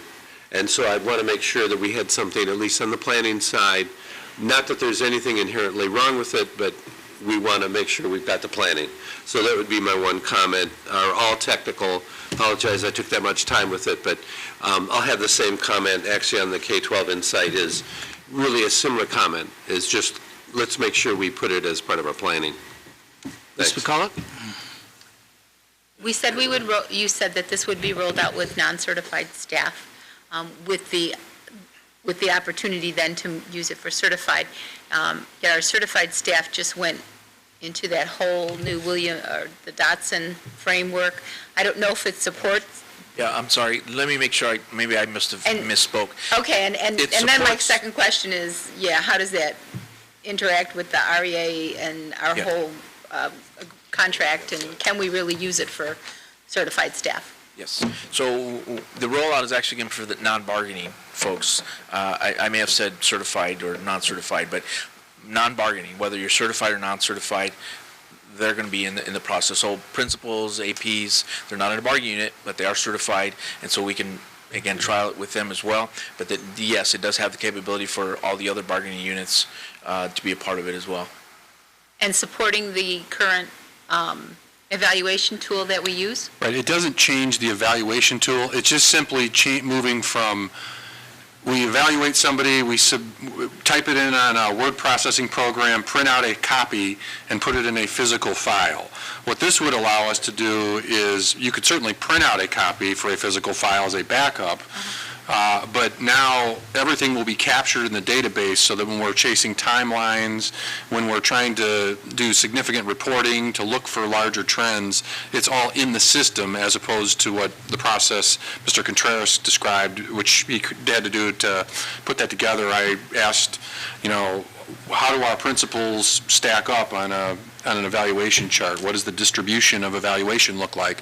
To do that currently, he would pull 100 evaluations of assistant principals and principals by their files, enter them in by hand, and create that chart. With a system like this, whether you do this with any bargaining unit, it's still the same evaluation process, but with a couple keystrokes, you can generate that kind of reporting, which will allow us to do a much better job to customize support for employees, target people for promotions, and really do all kinds of better things. Eventually, we can move past evaluations to professional development, mentoring, induction, and really keeping all of that in a digital place. As Mr. Contreras pointed out, we're probably more than a decade behind for an organization our size to do this all with paper. Okay, so what I hear you saying is the platform will support any tool that we use for an evaluation, and that there really is no bargaining involved with it because it's really just for us to maintain records. But we would certainly work with all of our bargaining units to make sure that they were comfortable with that. We would not want anyone to, so there would be a conversation that would occur with all of our bargaining units, and it was something we would communicate every step of the way with all 7 of our bargaining units. Thank you. I'd just add a supporting comment that I've had experience with this for at least 10 years in the organization that I work at. It's the standard of practice. It's the best practice in having automated performance review systems that can handle goals and tracking of progress reports and things like that or whatever. And the price that is quoted here is especially the user cost, to me, what I've compared it to is very, very reasonable. So.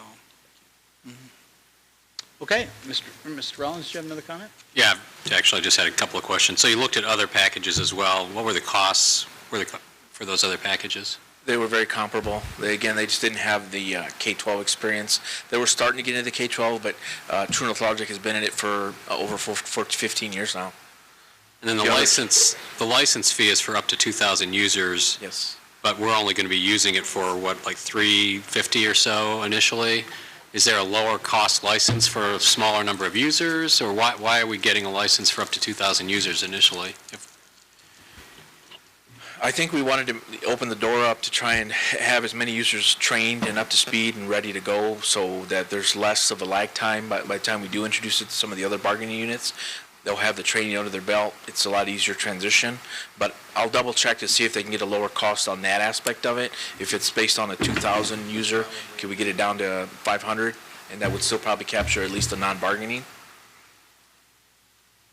Mr. Connor, did you have another question? To the point that was made earlier, I think the one comment I would want to make sure that's clarified is most of these, the content is up to us. This is just the shell that records it. So I think we want to make sure we separate out the issues of the content, what you're going to do, versus the method. This is the method, which is simply automating it. So, because I would think any bargaining or whatever is standard. You're going to do that. This is just going to make it more cost-effective for us to do it.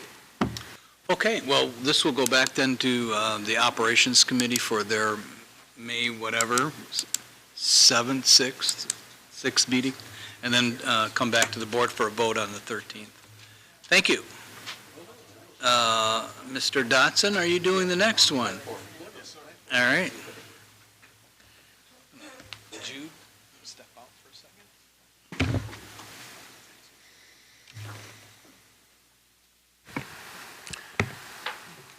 Good evening.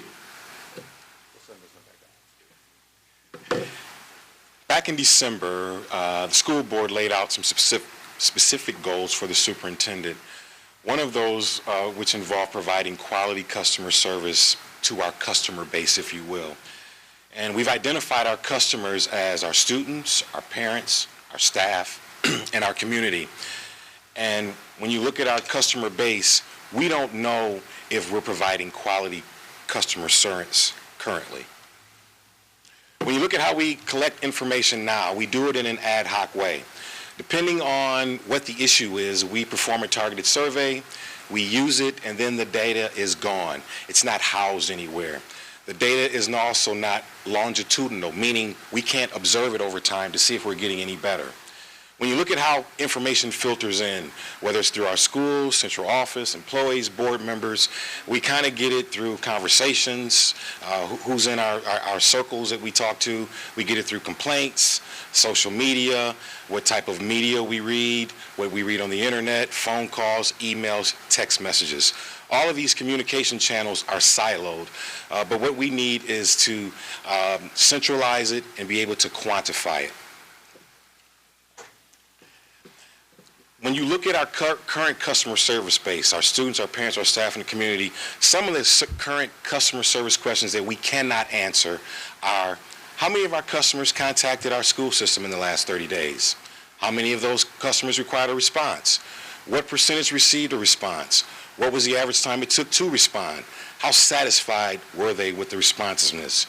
And what percentage of these contacts were our teachers, students, and parents? When you look at the selection process of how we selected the company that we went with, in December, the superintendent received his goals. In January, myself, Dan Weisman, Angel Contreras, with the support of our executive director of purchasing, we conducted an RFI process. We looked at 4 different companies. In March, we determined that K-12 was the best product. In April, because our entire cabinet is going to be held accountable for the customer service matrix, they saw the presentation and they supported it, and here we are presenting it to the school board. Why was K-12 Insight the best value? Well, when you compare it to the other ones we looked at, it is specific to school systems. It provides annual surveys. It centralizes the customer service feedback.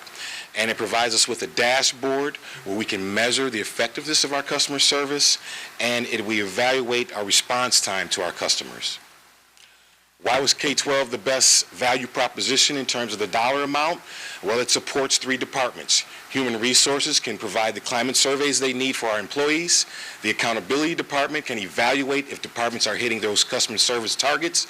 And our Communications Department can begin to examine some of our community perceptions. Ultimately, we want to show that we're always listening and continue to build a culture of trust. And with that, I'd be happy to answer any questions.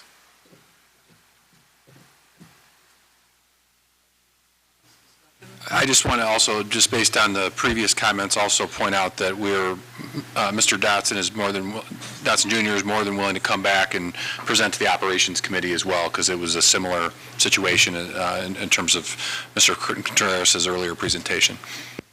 Ms. Jackson? Actually, those were going to be my comments. It was the same situation. We did ask at Operations that it come back at the next meeting for more vetting, so I am really surprised to see actually both presentations here tonight. So I would ask board members then, if they have specific questions or discussion things, to forward those to Dr. Jarrett, and Mr. Rollins for his committee, and we'll try to make sure all the questions get answered. Mr. Rollins, you had a discussion point? It's late, and I can ask my questions. I guess if it's coming to the Operations Committee, I can ask the Operations. We can talk about it at the Operations Committee. Okay. Any other comments? Thank you. Thank you.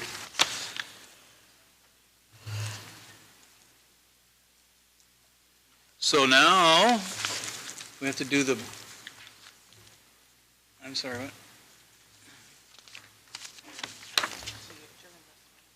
I have to adjourn this meeting first, before we do the officer elections.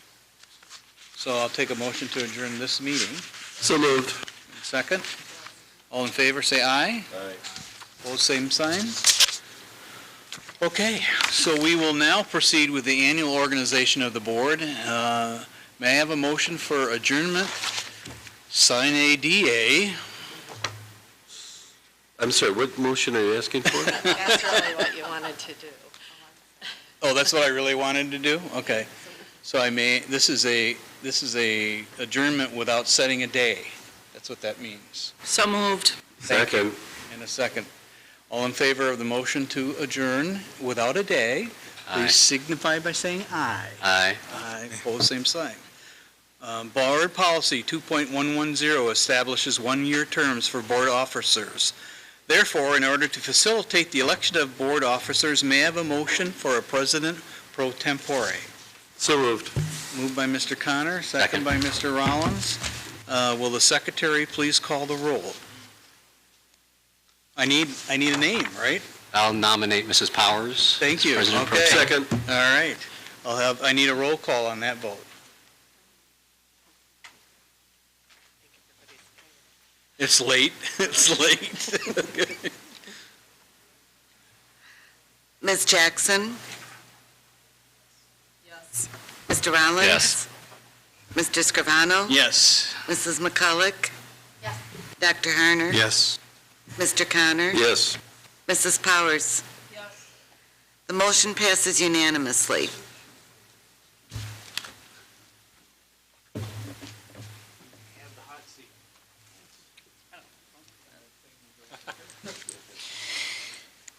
I'm not leaving. We're just staying right here. Coup d'etat.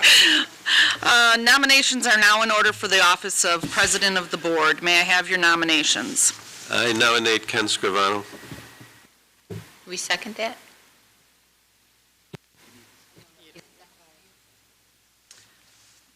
Anybody else? Okay. If not, then a motion to close the nominations. So moved. Is there a second? Second. Please call the roll for Mr. Ken Scrivano to be the president of the board. The coordinator will now call the roll. If your name is when your name is called, please vote yes or no. Coordinator? Mr. Rollins? Yes. Mr. Scrivano? Yes. Mrs. McCulloch? Yes. Dr. Harner? Yes. Mr. Connor? Yes. Mrs. Powers? Yes. Ms. Jackson? Yes. The motion passes unanimously. That was less than a minute. It's right back at you. Great job, great job. I was thinking you got to do the whole thing. No. Okay. All right, so now let me turn the page.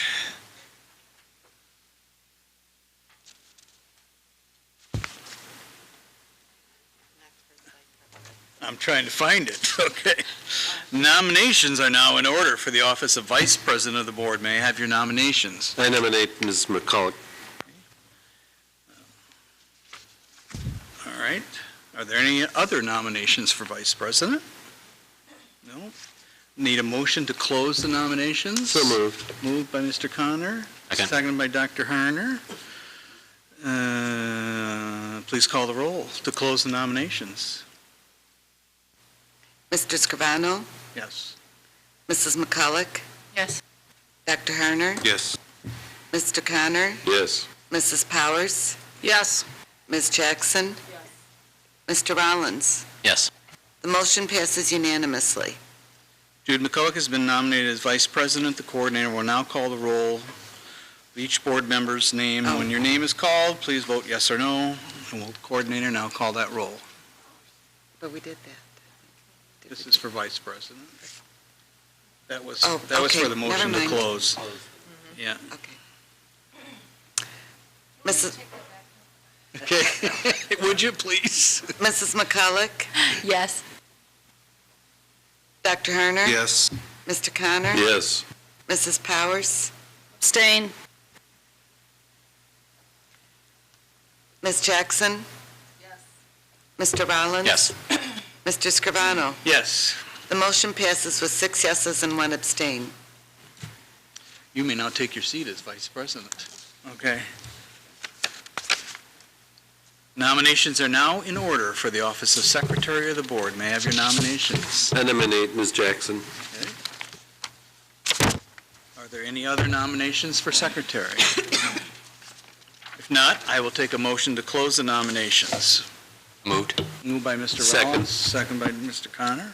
I'll have a roll call vote to close the nominations.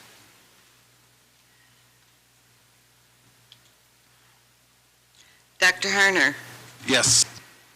Mr. Connor? Yes. Mrs. Powers? Yes.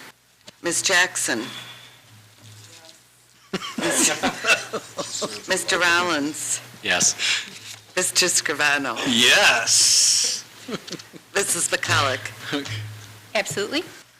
The motion passes unanimously. All right, Lisa Jackson has been nominated as Secretary. The coordinator will now call each board member's name. When your name is called, please vote yes or no, and will the coordinator now call the roll? Mr. Connor? Yes.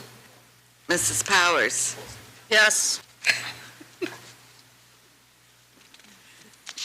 Ms. Jackson? Yes. Mr. Rollins? Yes. Mr. Scrivano? Yes. Mrs. McCulloch? Yes. Dr. Harner? Yes. The motion passes unanimously. Thank you. You may take your seat as the Secretary of the Board. Okay. I will now take a motion to approve the 2014-2015 regular board meeting schedule that was sent out to you. So moved. Moved by Mr. Connor. Seconded by anybody? I need a second for the schedule. I'll second it. Second by Ms. Powers. Please call the roll on the approval. Nice. Question? Discussion, question?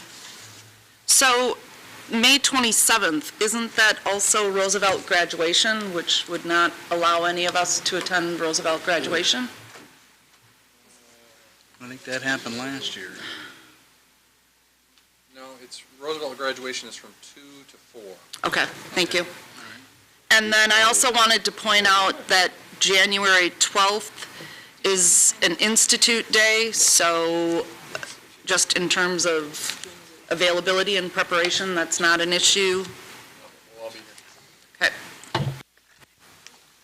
On the, Mr. back on Rollins? the May 27th, there's usually 2 graduations in Roosevelt, and the adult one is in the evening. Are you sure there's not an adult one that evening? I only have the, It's the Thursday night, isn't it? Yeah, Thursday. I only have the, I don't know. oh yeah, I've got October.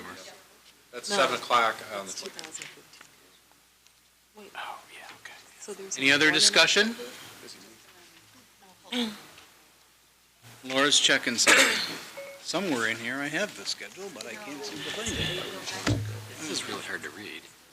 Mr. Rollins, you still have your light on? Do you have Yeah, I'm questions? sorry. So this is kind of hard to read. So, like, why is there one meeting in October 2015 that's listed here?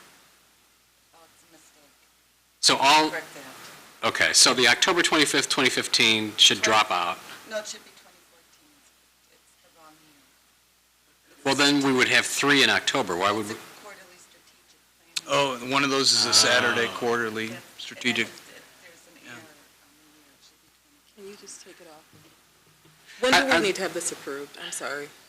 But is it tonight?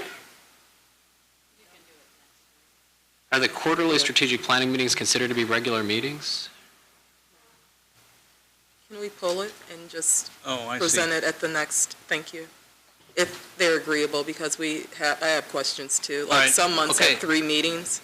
Could I say, would it be possible to approve that the May 13th meeting is on the books, or the 20, just so we know when the next meeting is? Absolutely. Because we really don't have a May 13th, and then from that point, then we could present the rest of it at that May 13th meeting.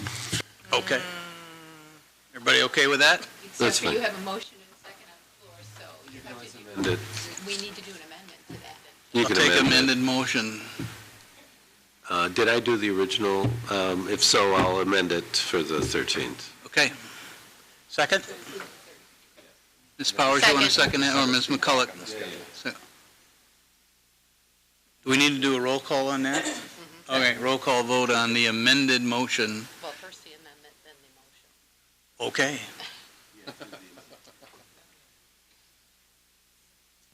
Ms. Jackson? Yes.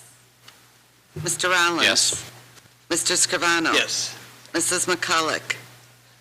Yes. Dr. Harner? Yes.